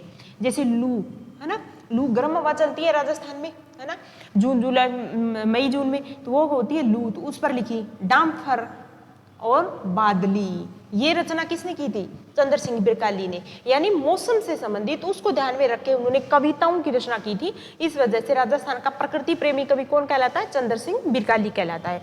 चंद्र सिंह बिरकाली ने कालिदास के नाटकों का राजस्थानी में अनुवाद भी किया था। एक है यादवेंद्र शर्मा, हूँ गोरी किन पीवरी, जोग संजोग चांदा सेठानी, जिसमें एक जो बहुत ज्यादा फेमस है, हूँ गोरी किन पीवरी, ये यादवेंद्र शर्मा है, हिंदी के प्रसिद्ध उपन्यासकार लेखक है, परंतु इनका संबंध कहाँ से है, राजस्थान से। इस वजह से हम इनकी रचनाएं भी देख लेते हैं। वो गोरी किन पीवरी, जोग संगो और चांद सेठानी इनकी फेमस रचनाएं है। अब एक है, कुछ और है, देखते हैं। रानी लक्ष्मी कुमारी चूड़ावत, नाम सुना होगा रानी लक्ष्मी कुमारी चूड़ावत, राजस्थान की प्रसिद्ध महिला लेखिका। इनकी रचनाएं है अमोलक बाता, मुमल, ये मुमल बहुत फेमस है, केरे चकवा बात। तो आपसे पूछ ले मुमल, केरे चकवा बात, अमोलक वाता, इनके रचयिता निम्न में कौन है, तो इनकी रचयिता है निम्न में लक्ष्मी कुमारी चूड़ावत। मेघराज मुकुल राजस्थान के एक लेखक थे, उन्होंने रचना की थी सेनानी, तो सेनानी के रचयिता निम्न में कौन है, मेघराज मुकुल है। सत्य प्रकाश जोशी ने रचना की थी राधा, नाम राधा है पर राधा क्या है, प्रसिद्ध युद्ध काव्य है। इसमें ये मत समझ लेना कि श्रृंगार पर काव्य है, नहीं, प्रसिद्ध युद्ध काव्य है राधा, और उसके रचयिता कौन है, सत्य प्रकाश जोशी इसके रचयिता है। मणि मधुकर की पग फेरो सोजती गेट, सोजती गेट और मणि मधुकर की पग फेरो सोजती गेट रचना किसकी है, मणि मधुकर की है। हरीश बादानी की रचना है बोले सरनाटो और बाथा में भूगोल, तो ये आ सकती है आपको, सिंपल सी रचना ये है, बोले सरनाटो बाथा में भूगोल के रचयिता कौन है, तो हरीश बदानी है, इसके राजस्थान के प्रसिद्ध साहित्यकार लेखक है ये। मणि मधुकर की पग फेरो और सोजती गेट है। चंद्र प्रकाश देवल की पागी और कावड़, पागी और कावड़ के रचयिता कौन है, तो चंद्र प्रकाश देवल है। शिवचंद भारतीय है, भरतिया है, उनको प्रथम आधुनिक गद्यकार कहा जाता है राजस्थान का, कौन है, शिवचंद भरतिया। क्लियर, ये कुछ प्रमुख रचनाएं थी जहां से सवाल आ सकते हैं, तो आपको इनमें याद रखना है सब चीजें। कुछ और देख लेते हैं। दयालदास रिख्यात बीकानेर का इतिहास है, पढ़ चुके हम। मोणोत नेरसी रिख्यात जिसमें मारवाड़ का इतिहास वर्णित है, पढ़ चुके हैं। मोणोत नेरसी जोधपुर का प्रसिद्ध दरबारी साहित्यकार था, आपको बताया था मैंने। इनकी रचना है मारवाड़ का इतिहास, मोणोत नेरसी रिख्यात जिसमें मारवाड़ का इतिहास वर्णित है, मोणोत नेरसी इनके लेखक है। इसके अलावा मारवाड़ परगना री विगत किनकी रचना है, मोणोत नेरसी की रचना है। क्लियर। शिवदास गार्डन द्वारा रचित है अचल दास खिंचीरी वचनिका। अब वचनिका का मैंने बताया था आपको गद्य पद्य तुकांत रचना जिसमें लास्ट में अंत्यानुप्रास होता है, वो रचना क्या कहलाती है? वचनिका कहलाती है। अचल दास खिंचीरी वचनिका, इनके रचयिता कौन है? शिवदास गार्डन। तो सिंपल सवाल आएगा, अचल दास खिंचीरी वचनिका निम्न में किसकी रचना है? तो शिवदास गार्डन की। खिड़िया जग्गा है, एक साहित्यकार रचना लेखक थे, इनके द्वारा रचित है राठौड़ रतन सिंह मेज दासोत्री वचनिका। बहुत बड़ा नाम है, ध्यान रखना, खिड़िया जग्गा की। किशोर दास का राज प्रकाश, मैंने प्रकाश भी आपको पढ़ाया था। प्रकाश का मतलब किसी भी वंश व्यक्ति है उसके जन्म से संबंधित जो भी घटनाएं हैं, है ना, जीवन से संबंधित, उस पर हम प्रकाश डालते हैं। जैसे किशोरदास की राज प्रकाश, कर्णिदान की सूरज प्रकाश। कर्णिदास की प्रमुख रचना कौन सी है? सूरज प्रकाश। तो सूरज प्रकाश के रचयिता कौन है? कर्णिदान। और किशोरदास की राज प्रकाश। एक चंद्रबरदाई पर रासो साहित्य में हमने देखा था, एक रचना थी फेमस, वो थी पृथ्वीराज रासो। उसके रचयिता कौन है? चंद्रबरदाई पृथ्वीराज रासो। तो इसका दरबारी कवि था पृथ्वीराज चौहान का, तो दरबारी साहित्यकार भी था, एक तरीके से मित्र सेनापति सब थे। तो उन्होंने एक रचना की थी, उसका नाम था पृथ्वीराज रासो। नरपति नाल है किसकी रचना? बिछल देव रासो की रचना की थी। गिरधर आस्यो का संगत रासो, गिरधर आस्या का। दलपत विजय का खुमान रासो, जिसमें महाराणा खुमान है उनका उल्लेख है। कुंभकर्ण का रतन रासो और जोधराज का हमीर रासो, जिसमें महाराणा हमीर है महाराणा, उसका वर्णन किया गया है, उसके युद्ध कला उनसे संबंधित जो भी इतिहास है उसका वर्णन किया गया जोधराज का हमीर रासो। तो आपको मिलान आ सकता है कि निम्न में कौन सा रासो साहित्य है वो सही है, सुमेलित है या नहीं। तो जोधराज का हमीर रासो, दलपत विजय का कुमार रासो, कुंभकर्ण का संगत रासो रतन रासो, और संगत रासो की गिरधर रासो का संगत रासो, और बिसल देव रासो का नरपति नाले का बिसल देव रासो, और चंद्रबरदाई का पृथ्वीराज रासो। ये प्रमुख रचनाएं हैं। मोनोनेंसी बार बार क्या पढ़े, मैंने पढ़ा दिया आपको कि इन्होंने मारवाड़ परगना विगत की रचना की थी। इसके अलावा मोनोनेंसी ख्यात की रचना की, जिसमें जोधपुर राज्य का इतिहास है वो वर्णित है। और इस मारवाड़ परगना विगत में जोधपुर राज्य है, उसकी जनसंख्या कितनी है, उसका आर्थिक आय है, उसके साधन कौन कौन से हैं, है ना, और जो फसल हो रही है उनके प्रकार क्या क्या है। तो एक तरीके से पूरा इतिहास वर्णित है, मारवाड़ परगना विगत बताया गया है। तो इस परगने की आबादी, रेख, फसलों का हाल, सिंचाई साधन कैसी होती है, जनसंख्या कैसी होती है, इन सब का उल्लेख है। तो इसी वजह से ये मोनोनेंसी की मारवाड़ परगना विगत है, इसको क्या बोलते हैं? राजस्थान का गजेटियर। राजस्थान का गजेटियर कौन सी रचना है? तो मारवाड़ परगना विगत है। मुंशी देवी प्रसाद थे जिन्होंने मोनोनेंसी को राजपुताने का अबुल फजल कहा है। अब राजपुताने का अबुल फजल कौन कहलाता है? तो मोनोनेंसी। कहा किसने है? तो मुंशी देवी प्रसाद ने मोनोनेंसी को राजपुताने का अबुल फजल कहा है। ये हो गया। तो ये कुछ प्रमुख राजस्थानी बोलियों में से कौन कहाँ का क्षेत्र प्रचलित है, बोलियों की प्रमुख उप बोलियां कौन कौन सी हैं, राजस्थानी साहित्य में प्रमुख साहित्यकार, उनकी रचनाएं, वो सब याद करनी है आपको। हमने देखा, याद की। अब ये कुछ सवाल है आपकी, राजस्थानी भाषा के लिए राजस्थानी शब्द का प्रयोग सर्वप्रथम किसने किया था, तो वो आप देखना। लिंग्विस्टिक सर्वे ऑफ इंडिया के लेखक कौन है? तो George Grierson, LP Tessitori, Motilal Menaria या गैरी स्मिथ। तो लिंग्विस्टिक सर्वे ऑफ इंडिया के लेखक जॉर्ज ग्रियर्सन है। ठीक है।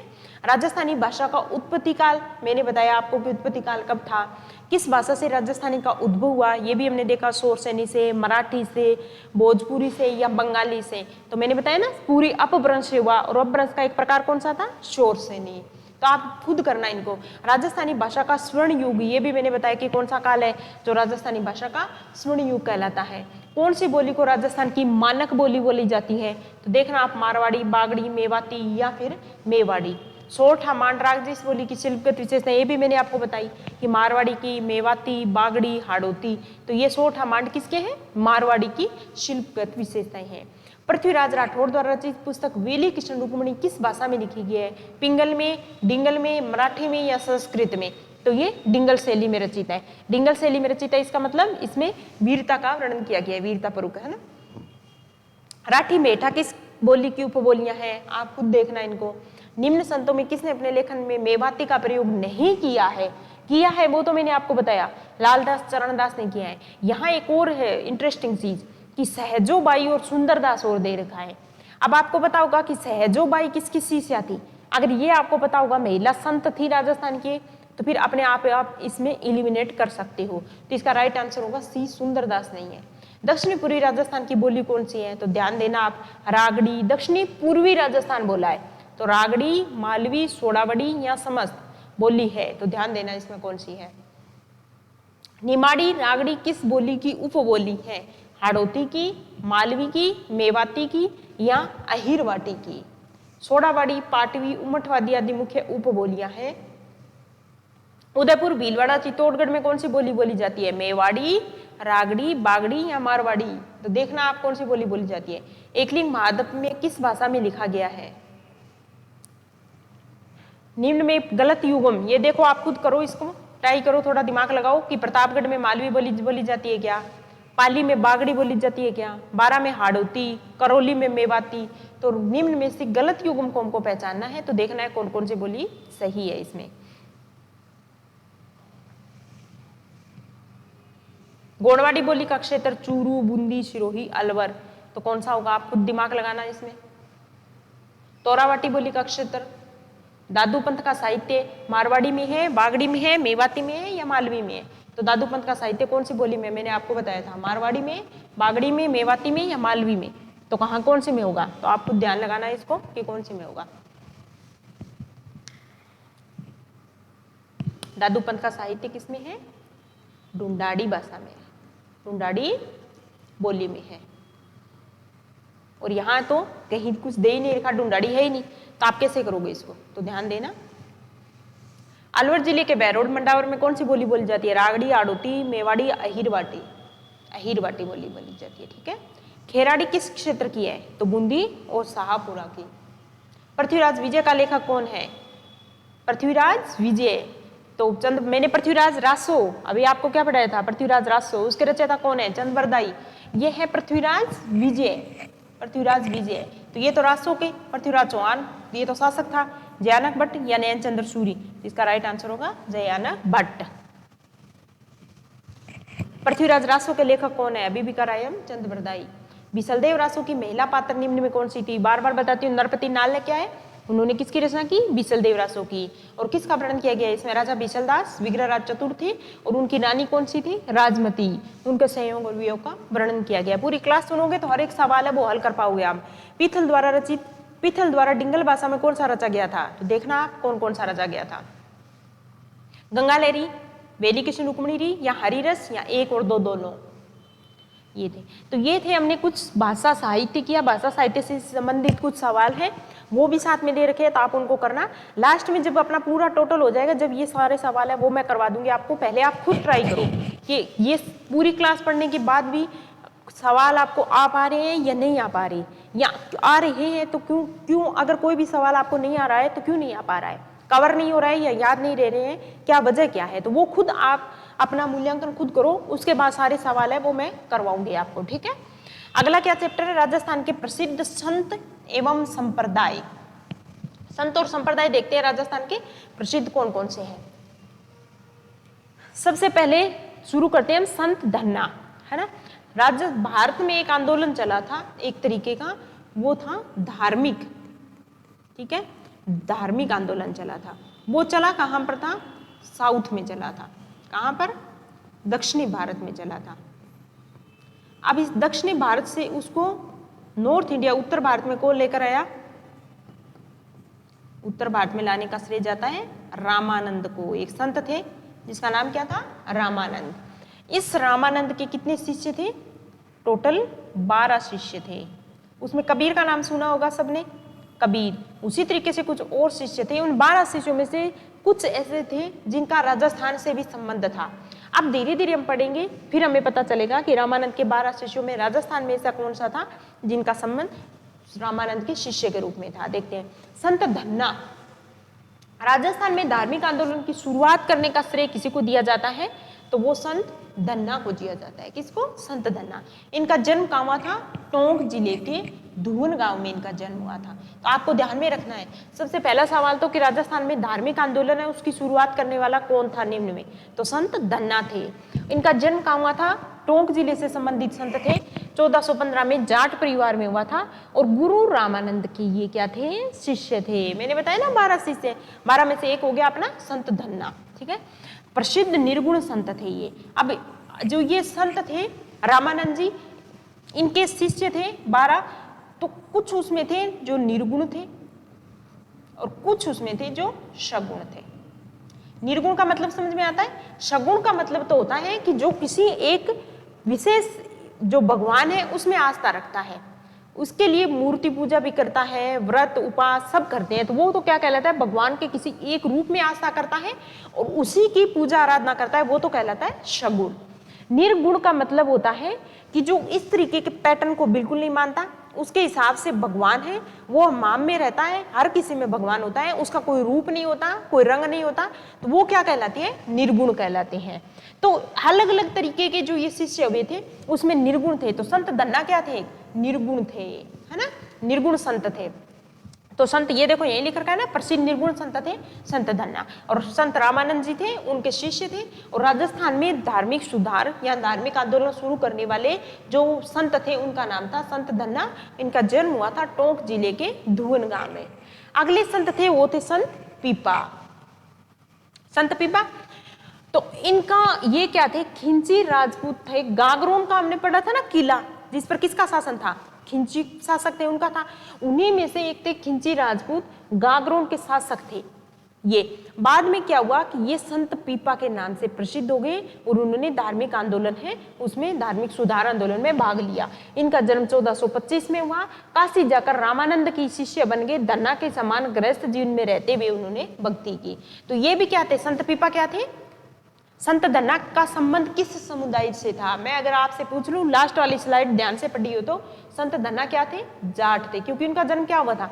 जाट जाति में हुआ था। तो संत धन्ना जो रामानंद के शिष्य थे, अलग अलग धर्म, अलग अलग मतलब धर्म नहीं, अलग अलग आजीविका से संबंधित लोग थे, वो रामानंद के शिष्य थे। संत धन्ना का संबंध क्या था? कि वो जाट थे। दर्जी कौन थे?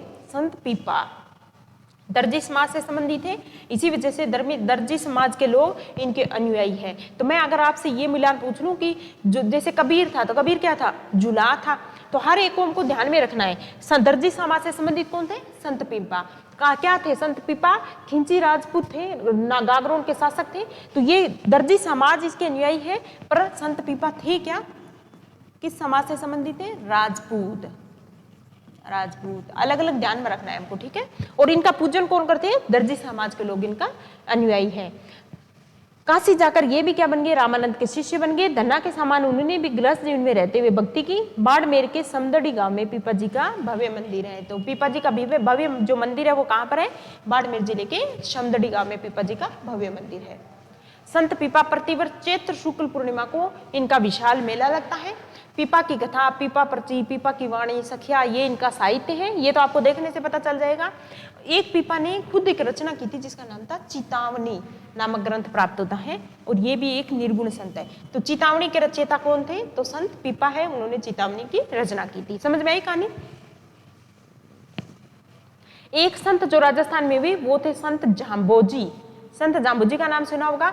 इनका जन्म हुआ था पीपासर नागौर में, है ना। पंवार वंश के राजपूत लोहट जी और हंसा देवी के घर हुआ कब? 1451 ईस्वी में। राजपूत थे लोहट जी और हंसा देवी के घर संत जाम्बोजी का जन्म हुआ 1485 में। याद रखिए आपको कब? 1485 में बिश्नोई संप्रदाय का प्रवर्तन किया उन्होंने, और उनके जीवन विचारों पर आचरण करने वाली क्या कहलाए? बिश्नोई, जिसमें 20+9 सिद्धांत नियम थे। इस वजह से एक अलग संप्रदाय चल गया जिसका नाम था बिश्नोई। और किसने स्थापना किसने की? संत जाम्बोजी ने बिश्नोई संप्रदाय का स्थापना की। और कब? 1485 ईस्वी में। उन्होंने अपनी अनुयायी को 29 सिद्धांतों का पालन करने का आदेश दिया। जीव कल्याण, वृक्षों की रक्षा, प्राणोत्सर्ग करना, ये इस संप्रदाय का इतिहास रहा है।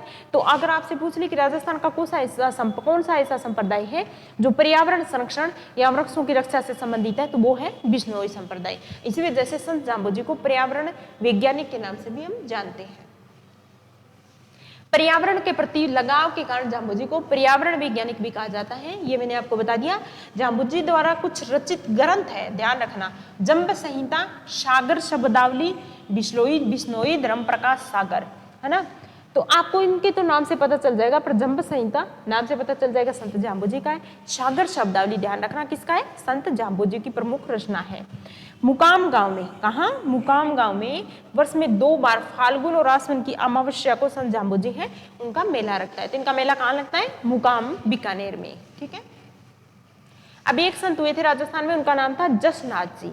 संत जसनाथ जी थे, उनका जन्म हुआ था 1482 ईस्वी में। कहाँ पर? कतरियासर बीकानेर में इनका जन्म हुआ था। कहाँ पर हुआ था? कतरियासर बीकानेर में।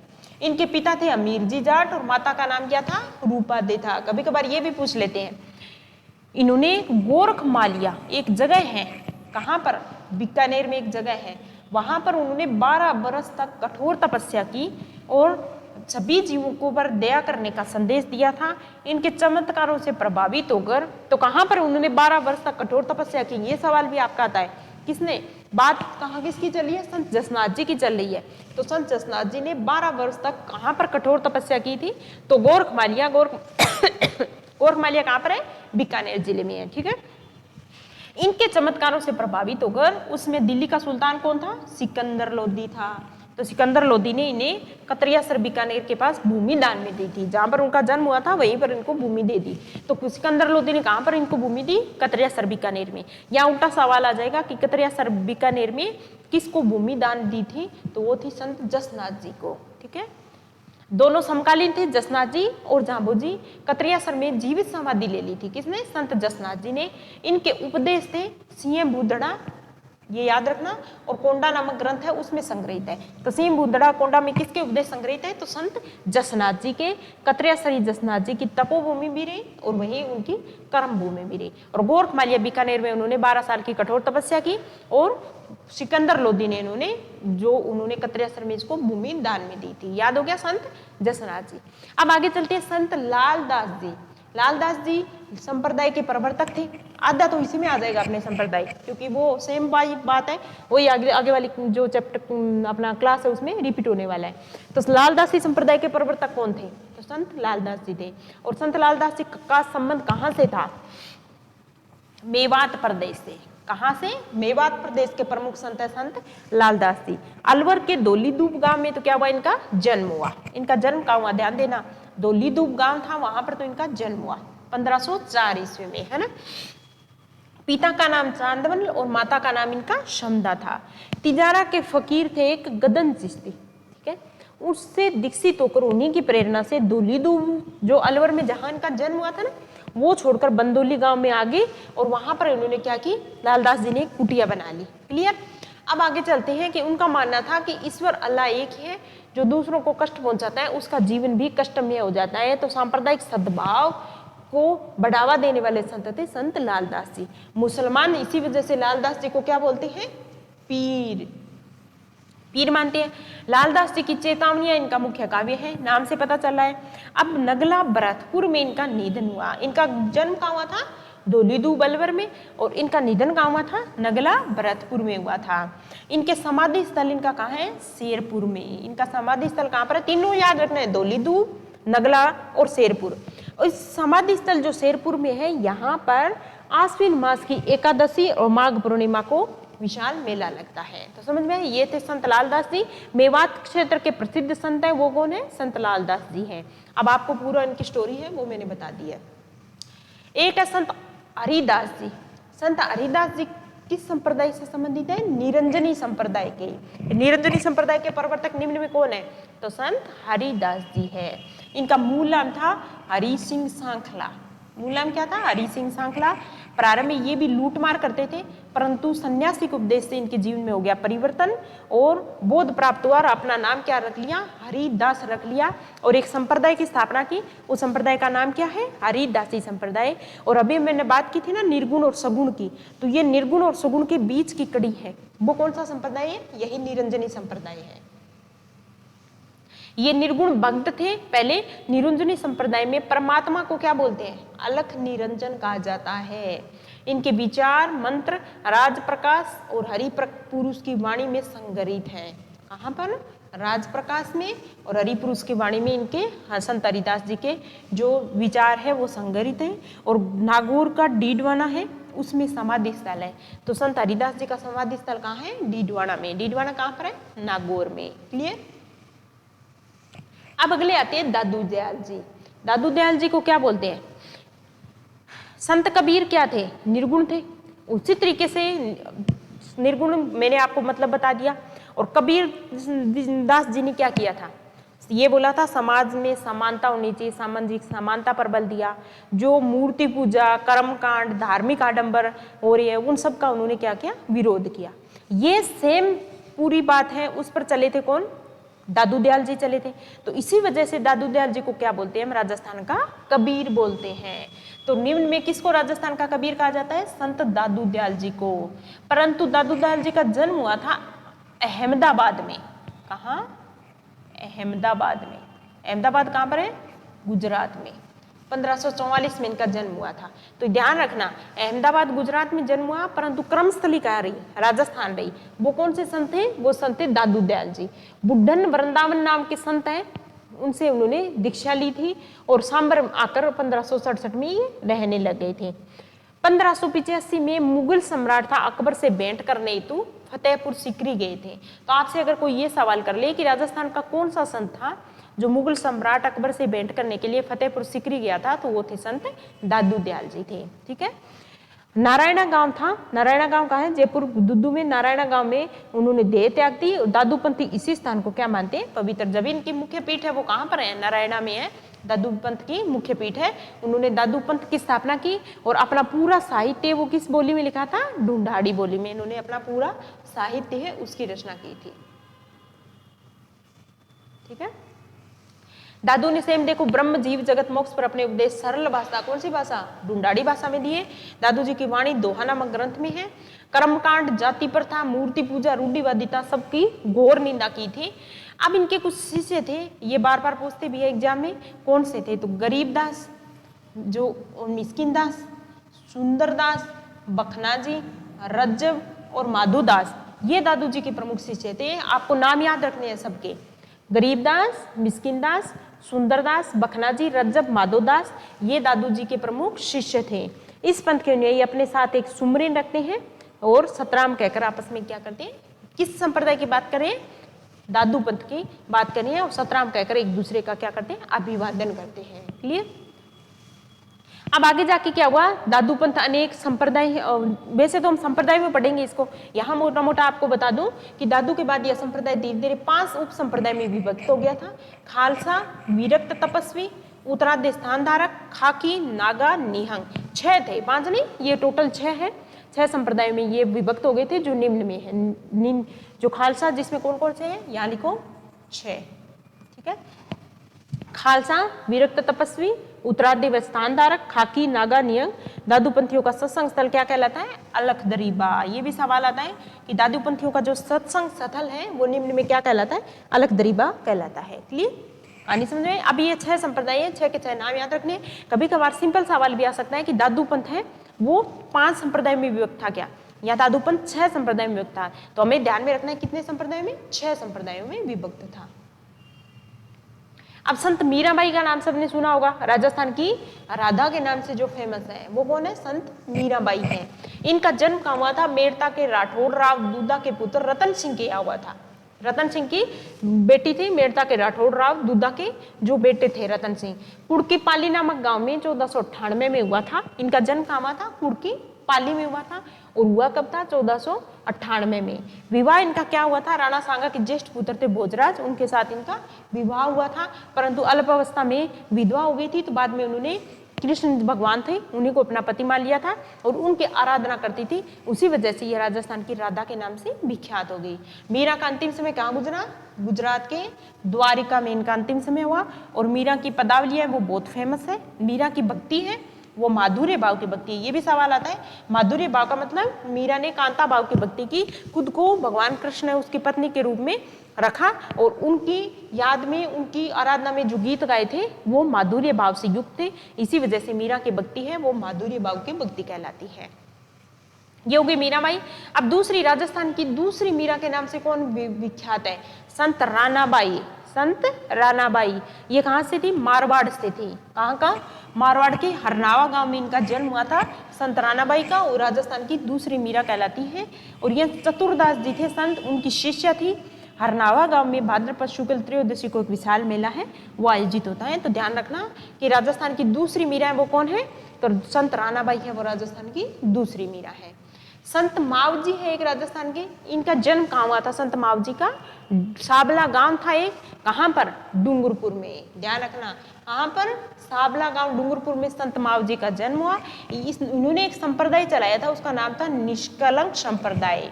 तो निष्कलंक संप्रदाय जो सगुण और निर्गुण दोनों में मानता था, तो वो कौन सा था? निष्कलंक संप्रदाय। और इसका संस्थापक कौन था? संत मावजी। मावजी ने बेनेश्वर धाम की स्थापना की थी। बेनेश्वर नामक धाम की स्थापना की थी। और उन्होंने वाद विवाद की शैली में कुछ ग्रंथ लिखे थे। उन ग्रंथों का नाम क्या था? चोपड़ा। तो चोपड़ा के रचयिता निम्न में कौन सा है जो वाद विवाद की शैली में लिखित है? वो है, उनके रचयिता है संत मावजी।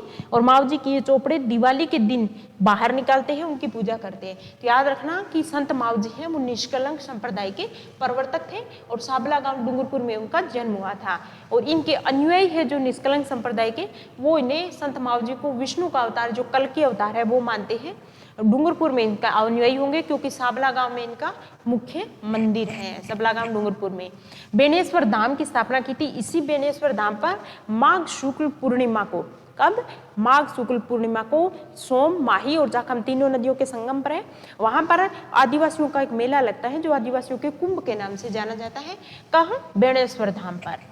आदिवासियों का कुंभ कहाँ है? बेनेश्वर धाम है, जिस पर माघ शुक्ल पूर्णिमा को सोम, माही, जाखिम नदियों के त्रिवेणी संगम पर मेला लगता है। और इस मेले को क्या बोलते हैं? आदिवासियों का मेला या आदिवासियों के कुंभ के नाम से ये बेनेश्वर मेला है, ये प्रसिद्ध है। क्लियर? अब अगले संत है, उनका नाम है संत रामचरण जी। ये भी निर्गुण संत थे राजस्थान के। इन्होंने, रामचरण जी ने एक स्थापना की थी संप्रदाय की, उसका नाम था राम सनेही संप्रदाय। परंतु राम सनेही संप्रदाय में निर्गुण संत थे। मैंने क्या बोला? निर्गुण संत। तो आप बोलोगे राम सनेही संप्रदाय, राम में भगवान राम नहीं थे, उनका मतलब राम नहीं, वरन हर मनुष्य में जो अच्छाई होती है उसको उन्होंने एक प्रतीक दिया था, उसका नाम लिखा था उन्होंने राम। तो राम सनेही संप्रदाय के संस्थापक कौन थे? संत रामचरण थे। और ये राजस्थान के प्रसिद्ध निर्गुण संत हैं। शाहपुरा में इनकी प्रमुख पीठ है। राम सनेही संप्रदाय की प्रमुख पीठ कहाँ है? शाहपुरा, भीलवाड़ा में हम करते हैं, तो शाहपुरा में इनकी प्रमुख पीठ है। इनकी दो शाखाएं, कुछ शाखाएं थी ये जो राम सनेही संप्रदाय की, वो एक तो रेण शाखा, एक सिंहथल शाखा। रेण शाखा के संस्थापक कौन थे? संत दरियाव जी हैं। सिंहथल शाखा के हरिराम दास जी हैं, वो सिंहथल शाखा के संस्थापक थे। अलग अलग संप्रदाय कल देखेंगे तो उसमें हम देख भी लेंगे, संप्रदाय भी करेंगे, पर आज भी आप याद कर लो कि रेण शाखा राम सनेही संप्रदाय के प्रवर्तक संत रामचरण जी। इस राम सनेही संप्रदाय की आगे एक उप शाखाएं हैं जिसमें रेण शाखा है, उसके संस्थापक है संत दरियाव जी। सिंहथल शाखा के हरिरामदास जी और खेड़प्पा शाखा के रामदास जी हैं, वो प्रमुख है। राम सनेही संप्रदाय है वो एक महोत्सव बनाता है, उस महोत्सव का नाम है फूलडोल महोत्सव। अब आपसे कोई पूछ ले कि फूलडोल महोत्सव निम्न में किस संप्रदाय से संबंधित है? तो राम सनेही संप्रदाय है, उनसे संबंधित है। इस संप्रदाय की विशिष्टता होली के अवसर पर, होली के 1 या 2 दिन बाद ये महोत्सव मनाया जाता है। राजस्थान में सगुण निर्गुण संप्रदाय उपासना पद्धति के आधार पर इस संप्रदाय को 2 श्रेणियों में विभक्त कर सकते हैं। आगे जाके ये 2 श्रेणियों में विभक्त हो गया था, समझ में आया? अब राजस्थान के कुछ प्रमुख संप्रदाय हैं वो देखेंगे। अभी हमने क्या देखा? राजस्थान के प्रमुख संत थे। अब मान लो रामचरण जी थे, उन्होंने राम सनेही संप्रदाय चला दिया। जसनाथ जी थे, जसनाथी संप्रदाय। जाम्बू जी तो बिश्नोई संप्रदाय। तो अलग अलग, लालदास जी थे तो उन्होंने लालदासी संप्रदाय। सेम वही बातें यहाँ रिपीट होगी। संत थे, उन्होंने संप्रदाय चलाया था, वो सेम बात है। नेक्स्ट वाला चैप्टर है उसमें कवर करेंगे कि कौन सा पर 2 संप्रदाय में विभक्त है। मुख्यतः आपके सवाल आता है कि निम्न में कौन सा संप्रदाय है जो निर्गुण संप्रदाय है। राजस्थान का कौन सा ऐसा संप्रदाय नाम दे देंगे जो सगुण संप्रदाय है। तो वो सब हम देखेंगे कि कौन सा सगुण है और कौन सा निर्गुण है। राजस्थान के प्रसिद्ध संप्रदाय सगुण, इस मत के समर्थक ईश्वर को सर्वस्व मानकर ईश्वर के मूर्त रूप की आराधना करते हैं। ये मैंने आपको पहले बता दिया था। जैसे रामानुज संप्रदाय है, वल्लभ संप्रदाय है, भगवान कृष्ण को मानते हैं। निम्बारक संप्रदाय है, राधा कृष्ण की युगल रूप में पूजा करते हैं, है ना। अब राजस्थान के नाथ संप्रदाय हो गया, गौड़ीय संप्रदाय, पाशुपत संप्रदाय, चरणदास जी, मीरादासी, रामानंदी, ये राजस्थान के प्रसिद्ध क्या है? सगुण संप्रदाय है। राजस्थान के सगुण संप्रदाय राजस्थान के ये निम्न है, आप याद ध्यान रखना है। और निर्गुण इस मत के समर्थक ईश्वर को निराकार निर्गुण परम सत्ता मान के उसकी भक्ति करते हैं। ये मूर्ति पूजा आदि में बिल्कुल भरोसा नहीं करते। जैसे बिश्नोई संप्रदाय हो गया, राजस्थान का निर्गुण संप्रदाय है। जसनाती संप्रदाय है, वो राजस्थान का निर्गुण है। दादूपंथी है, राम सनेही हो गया, प्रणामी हो गया, निरंजनी संप्रदाय है ना, और कबीर पंथी, लालदासी, ये राजस्थान के निर्गुण संप्रदाय। तो सबसे पहले तो आपको क्या करनी है, लिस्ट ये बनानी है कि राजस्थान का कौन सा संप्रदाय है जो निर्गुण है और कौन सा है जो सगुण संप्रदाय है। उनका मतलब मैंने आपको समझा दिया कि इनका मतलब क्या रहता है। अब राजस्थान की सगुण भक्ति धारा से संबंधित कुछ संप्रदाय है, कुछ निर्गुण धारा से संबंधित संप्रदाय है, वो देखते हैं कि कौन कौन से हैं। सगुण संप्रदाय, भक्ति धारा के संप्रदाय। अब शैव संप्रदाय, शैव तो भगवान शिव को मानते हैं, तो क्लियर क्या हो गया, ये तो सगुण हो गया। तो राजस्थान में भगवान शिव की उपासना करने वाले क्या कहलाते हैं, शैव कहलाते हैं। शैव धर्म की प्रधानता प्रमुख पीठ एकलिंग जी का मंदिर कहाँ पर है, उदयपुर में है। शैव मत के आधार पर शैव संप्रदाय मध्यकाल तक शैव मत के प्रमुख 4 संप्रदाय थे, जिसमें फेमस हो गए कौन कौन से, एक तो कापालिक, वो तो भैरव को शिव का अवतार मानकर जो पूजा करते हैं वो क्या कहलाते हैं, कापालिक कहलाते हैं। एक लिंगायत संप्रदाय था, एक पाशुपति या पशुपति संप्रदाय, इसके प्रवर्तक कौन थे, लकुलिस। तो पशुपति संप्रदाय का प्रवर्तक निम्न में किसको माना जाता है, लकुलिस को माना जाता है, ठीक है। और एक काश्मीरक संप्रदाय। तो शैव संप्रदाय राजस्थान में था, वो क्या है, एक सगुण संप्रदाय है।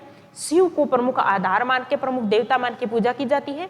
राजस्थान में अगर देखा जाए तो एकलिंग जी का मंदिर है जो उदयपुर में, वो किस है, शैव संप्रदाय का है एक तरीके से। आगे चलकर शैव संप्रदाय भी 4 भागों में विभक्त हो गया था।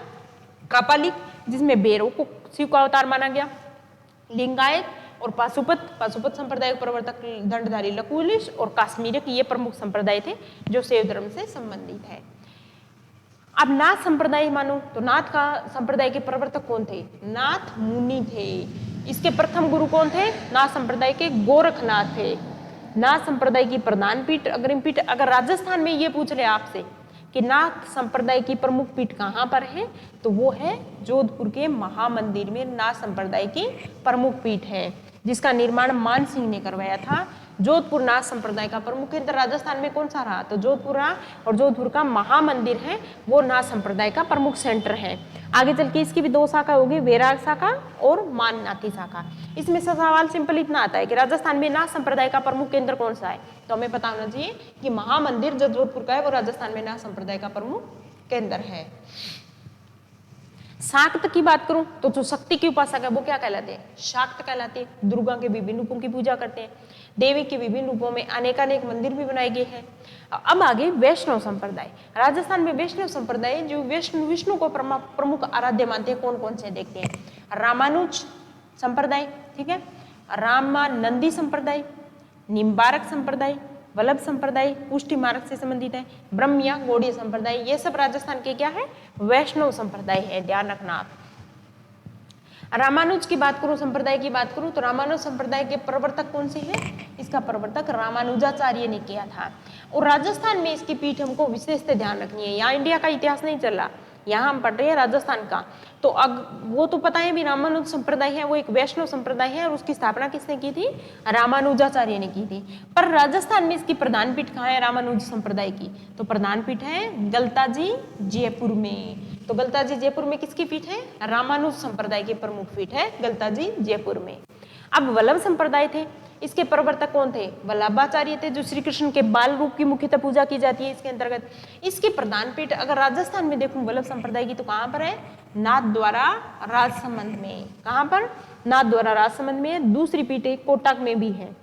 इसका संप्रदाय का संबोधन श्री कृष्ण शरणम मम है, और विठलनाथ जी के 7 पुत्रों ने अपने अपने आराध्य देव की मूर्तियों को अलग अलग स्थानों पर प्रतिष्ठित किया, और विभिन्न पीठ है वो कहलाई, वो अष्टछाप के नाम से भी आगे जाके फेमस हुई। तो ये आपको ध्यान देने की जरूरत नहीं, आप खाली इतना ध्यान रखो कि वल्लभ संप्रदाय के प्रवर्तक वल्लभाचार्य थे, पर राजस्थान में इसकी पीठ कहाँ पर है, नाथद्वारा राजसमंद में है।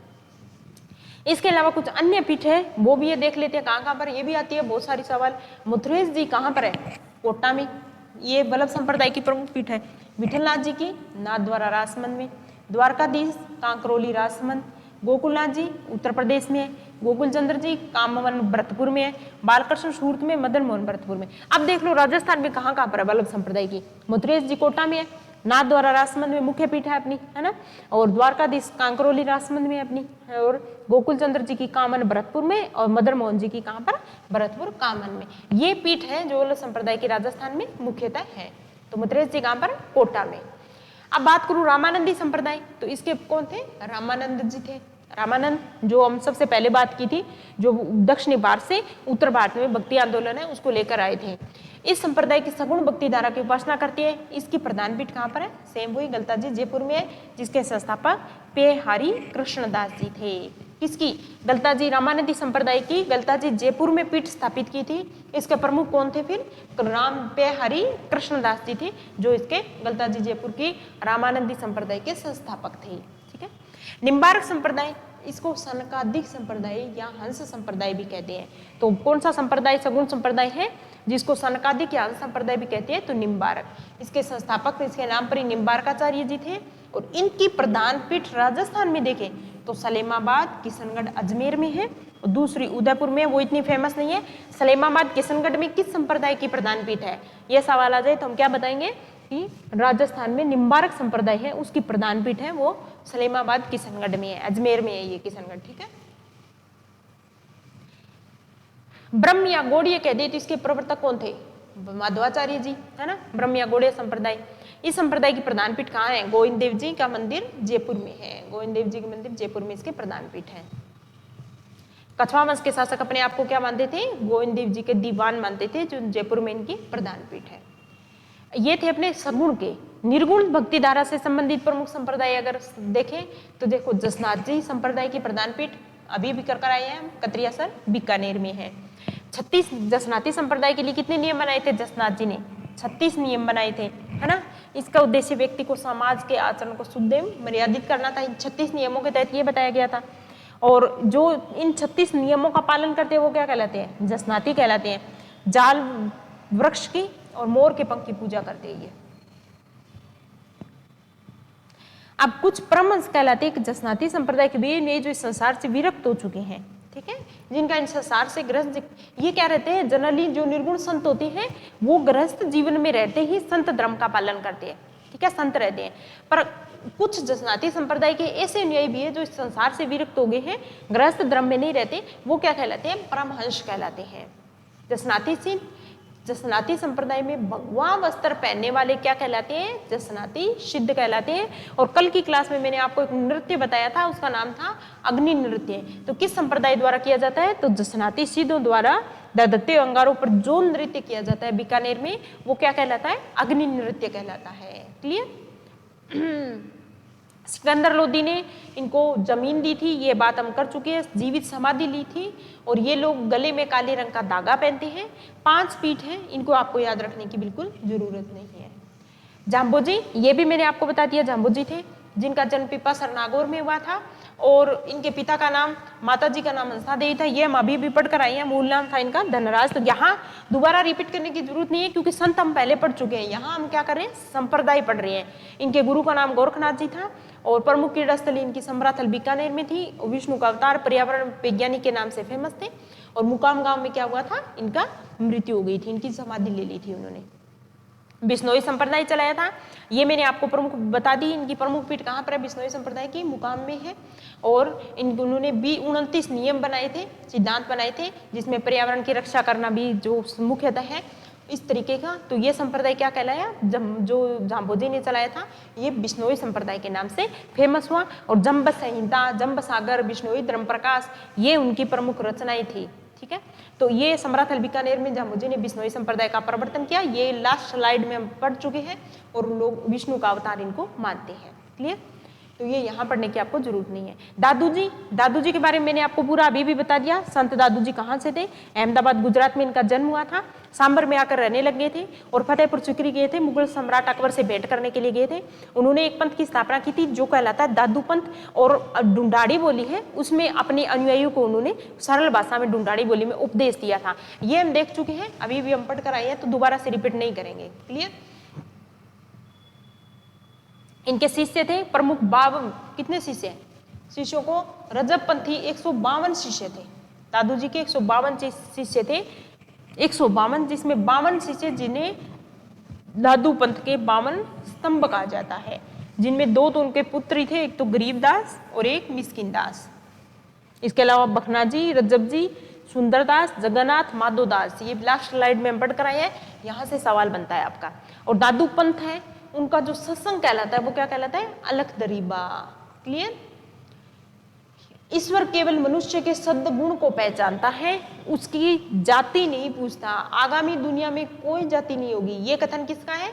तो ये राजस्थान के प्रसिद्ध संत दादू दयाल जी ने उन्होंने ये बात बोली थी। अब 6 शाखाएं थी, ये अभी भी मैंने आपको बता के वहां 5 लिख रखा था, मैंने करेक्ट भी किया था 6। तो दादू पंथ की प्रमुख कितनी शाखाएं थी? उप शाखाओं में विभाजित हो गया था 6 शाखाएं। खालसा, विरक्त, उत्तरादे स्थानधारी, खाकी, नागा, निहंग, ये इनके प्रमुख शाखाएं थी। खालसा का मतलब क्या होता है? दादू जी के बड़े पुत्र गरीबदास जी ने जो आचार्य परंपरा चलाई आगे दादू जी के बाद, वो क्या कहलाई? खालसा। इस संगठन का प्रमुख केंद्र कहां पर है दादू पंथ का? नारायणा जयपुर में है। प्रमुख पीठ कहां पर है दादू पंथ की? नारायणा जयपुर में। क्लियर? अब नागा क्या थे? इसका संस्थापक था सुंदरदास जी, जो शिष्य थे ना, उन्होंने आगे इसकी स्थापना कर दी थी। उत्तरादे स्थानधारी जो राजस्थान छोड़कर उत्तर भारत चले गए थे, हरियाणा पंजाब आदि जगह पर बस गए थे, वो क्या कहलाए? दादू पंथ के वो स्थानधारी या उत्तरादे कहलाए। तो उनकी शाखाएं उत्तरादे या स्थानधारी कहलाई। इसके संस्थापक कौन थे? बनवारी दास थे। विरक्त का मतलब घुमक्कड़ दादू पंथी संत जो गृहस्थियों को एक तरीके का उपदेश देते रहते थे, तो वो क्या कहलाते थे? विरक्त साधु कहलाते थे। ये भी दादू पंथ की एक उप शाखा थी। खाकी जो शरीर पर भस्म लगाते थे और गुमंतु साधु होते थे, वो नियंग कहलाते थे। आपसे सिंपल सवाल ये पूछ सकते हैं कि दादू पंथ की कितनी शाखाएं थी? तो प्रमुख 6 शाखाएं थी। हमें नाम याद रहना चाहिए। खालसा, विरक्त, उत्तरादे स्थानधारी, खाकी, नागा, निहंग, ये किस संप्रदाय की प्रमुख उप शाखाएं हैं? तो ये दादू पंथ की प्रमुख उप शाखाएं हैं। क्लियर? संत लालदास जी, लालदास जी के बारे में मैंने आपको बता दिया। लालदास जी ने कौन सा संप्रदाय चलाया था? लालदासी संप्रदाय। और ये किस पैटर्न का संप्रदाय है? निर्गुण संप्रदाय है। लालदासी प्रमुख स्थल शेरपुर, धौलीधुप, अलवर, यहाँ पर लालदासी संप्रदाय का वार्षिक मेला लगता है। और इनकी मृत्यु नगला गांव भरतपुर में हो गई थी। अलवर जिले के शेरपुर में इनकी क्या है? लालदास जी की समाधि बनी हुई है। ये अभी भी पढ़कर आए हैं। शेरपुर में क्या इनकी समाधि है। और लालदास जी की चेतावनियां हैं, वो लालदास जी का प्रमुख काव्य ग्रंथ है। चरणदास जी चरणदासी संप्रदाय के संस्थापक थे। ये देखिए, हमने देखा अभी भी। और चरणदास जी ने प्रमुख ग्रंथ, चरणदासी संप्रदाय कुल कितने नियम थे? 42 नियम। और इनकी मुख्य पीठ है वो कहां पर है? कौन सा ऐसा संप्रदाय है जो राजस्थान से तो संबंधित है परंतु उनकी पीठ राजस्थान में नहीं है? तो वो संप्रदाय है अपना चरणदासी संप्रदाय। और कहां पर है इनकी मुख्य पीठ? चरणदासी संप्रदाय की मुख्य पीठ है दिल्ली में। तो राजस्थान का एकमात्र संत कौन सा है जिनका जन्म तो राजस्थान में हुआ है परंतु इनके द्वारा चलाई गई जो चरणदासी संप्रदाय है उनकी पीठ दिल्ली में है? तो वो है चरणदासी संप्रदाय। सगुण निर्गुण भक्ति दोनों मार्ग का सम्मिश्रण है इसमें। और इन चरणदास जी ने भारत पर आदर्श के आक्रमण होगी इनकी भविष्यवाणी की थी। तो आपको ध्यान में रखना है, राजस्थान कौन सा संत है जो राजस्थान का नहीं है परंतु अपनी कर्मस्थली राजस्थान को बनाया? तो वो तो संत दादू दयाल जी। और संत चरणदास जी जिनका जन्म राजस्थान में हुआ परंतु जिनकी पीठ चरणदासी संप्रदाय की मुख्य पीठ नई दिल्ली में है, तो वो है अपना चरणदास, संत चरणदास जी। ठीक है। संत रामचरण जी, उन्होंने किसकी स्थापना की? राम सनेई संप्रदाय की स्थापना की थी। इनकी प्रमुख पीठ है शाहपुरा में। ठीक है, ये हम पढ़ चुके हैं, दोबारा नहीं पढ़ेंगे। और उनकी मृत्यु हो गई थी शाहपुरा भीलवाड़ा में हुई थी। तो इनकी प्रमुख पीठ राम सनेई संप्रदाय की कहां पर है? भीलवाड़ा में, राम शाहपुरा भीलवाड़ा में। ठीक है, प्रमुख पीठ ये होगी। कुछ उप शाखाएं हैं वो देख लेते हैं। 4 पीठ और है, शाहपुरा, रेण शाखा, सिंगथल शाखा, खेड़पा शाखा, है ना। रामसनेई संप्रदाय का प्रार्थना स्थल क्या कहलाता है भैया? रामद्वारा। फूलडोल महोत्सव के बारे में हम बात कर चुके हैं, जो होली के दूसरे या तीसरे दिन है, शाहपुरा भीलवाड़ा में आयोजन किया जाता है। किसके द्वारा? रामसनेई संप्रदाय द्वारा फूलडोल महोत्सव है। और अर्णव वाणी है वो इनके द्वारा संग्रहित प्रमुख ग्रंथ है। रेण शाखा के संस्थापक थे तो संत रेण शाखा कहां पर? नागौर में है, संत दरियाव जी थे। सिंगथल शाखा जो बीकानेर में है, संत हरिराम दास जी थे। और खेड़पा शाखा जो रामसनेई संप्रदाय की उप शाखा है उसके संत रामदास जी थे। ये जोधपुर में है। सिंगथल शाखा बीकानेर में, रेण शाखा नागौर में है। और रामसनेई संप्रदाय की प्रमुख पीठ अगर आपसे पूछ रहे तो वो कहां पर? शाहपुरा में है। संत हरिदास जी निरंजनी संप्रदाय की स्थापना की थी, ये हम देख चुके हैं, है ना। तो निरंजनी संप्रदाय के संस्थापक थे। इनको कलियुग का वाल्मीकि भी कहा जाता है। क्या कहा जाता है? कलियुग का वाल्मीकि भी कहा जाता है। और हरिदास जी के उपदेश है वो मंत्र राज प्रकाश और हरि पुरुष जी की वाणी में संग्रहित है। ये भी पिछले स्लाइड में हम देख कर आए हैं, है ना। तो हरि मंत्र राज प्रकाश और हरि पुरुष की वाणी में संग्रहित है। किसके? तो याद रखना ये संत हरिदास जी के, जिन्होंने निरंजनी संप्रदाय है उसकी स्थापना की थी। एक संप्रदाय और है जो राजस्थान फेमस है, वो है प्रणामी संप्रदाय। कौन सा? प्रणामी संप्रदाय। इसके संस्थापक कौन थे? प्राणनाथ जी। पैपर याद रखना, प्राणनाथ जी प्रणामी संप्रदाय के संस्थापक थे। और इनकी प्रधान पीठ है वो कहाँ पर है? पन्ना, मध्य प्रदेश में इनकी प्रधान पीठ है।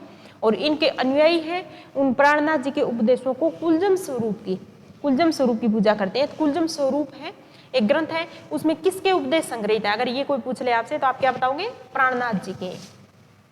जो प्रणामी संप्रदाय है इनके संस्थापक थे प्राणनाथ जी, उनके उपदेशों का संकलन है किसमें? कुलजम स्वरूप में है। राजस्थान में इनका अगर बोले, वैसे तो देखो इनका कहाँ है? इनकी प्रधान पीठ पन्ना, मध्य प्रदेश में प्रणामी, पर राजस्थान में भी थोड़े बहुत रहते हैं। उनकी प्रधान पीठ कहाँ पर है? जयपुर में। उनकी प्रधान पीठ है जयपुर में। याद रखना ये था प्रणामी संप्रदाय, और जिसके संस्थापक थे प्राणनाथ जी। नवल संप्रदाय भी है, जिसके संस्थापक कौन है? नवलदास जी, जिनके संस्थापक थे नवलदास जी। उनके प्रमुख मंदिर कहाँ पर है इनका? जोधपुर जिले में। कहाँ पर नवल संप्रदाय? जोधपुर जिले में है। गुद्दड़ संप्रदाय भी है राजस्थान में, इनके संस्थापक संत दास जी। कौन है भैया? संत दास जी। इनकी प्रधान पीठ दांतड़ा गांव भीलवाड़ा में है। गुद्दड़ संप्रदाय की प्रधान पीठ कहाँ पर है? दांतड़ा गांव भीलवाड़ा में। ठीक है, याद रखना दांतड़ा गांव भीलवाड़ा में किसकी प्रधान पीठ है? गुद्दड़ संप्रदाय की। संस्थापक कौन थे? संत दास जी इनके प्रमुख संस्थापक थे। अब अलख्या संप्रदाय देखूं मैं, एक लास्ट रहा है अपना एक संप्रदाय, उसके संस्थापक कौन है? स्वामी लालगिरी। इनमें सवाल बहुत कम आते हैं, कभी कभार आ जाए तो आ जाए। स्वामी लालगिरी का जन्म चूरू जिले में हुआ था अलख्या संप्रदाय का, और इनकी प्रधान पीठ कहाँ पर है? जन्म चूरू हुआ था पर प्रधान पीठ कहाँ पर है दोस्तों? बीकानेर में इनकी प्रधान पीठ है अलख्या संप्रदाय की। स्वामी लालगिरी इनके संस्थापक थे। क्लियर? जन्म स्वामी लालगिरी का कहाँ पर हुआ था? चूरू जिले में हुआ था। तो ये थे राजस्थान के प्रमुख संप्रदाय, राजस्थान के प्रमुख संत हमने देख लिया, और राजस्थान की भाषा, बोलियां और साहित्य राजस्थान का, वो आज की क्लास में हमने कवर किया। अब अपने बच्चे राजस्थान के लोक संत, लोक देवता और लोक देवियां या कुछ और चैप्टर वो बचे हैं, वो कल की क्लास में हम कवर करेंगे। आज की क्लास में इतना ही। इन क्लासों को आप कंटिन्यू देखते रहिए जो एग्जाम तक, बार बार रिविजन कीजिए, उतना ही ज़्यादा क्या आपके जो भी आपने पढ़ रखा है उसमें क्लैरिटी आएगी। ओके, कल की क्लास में फिर मिलते हैं। Thank you.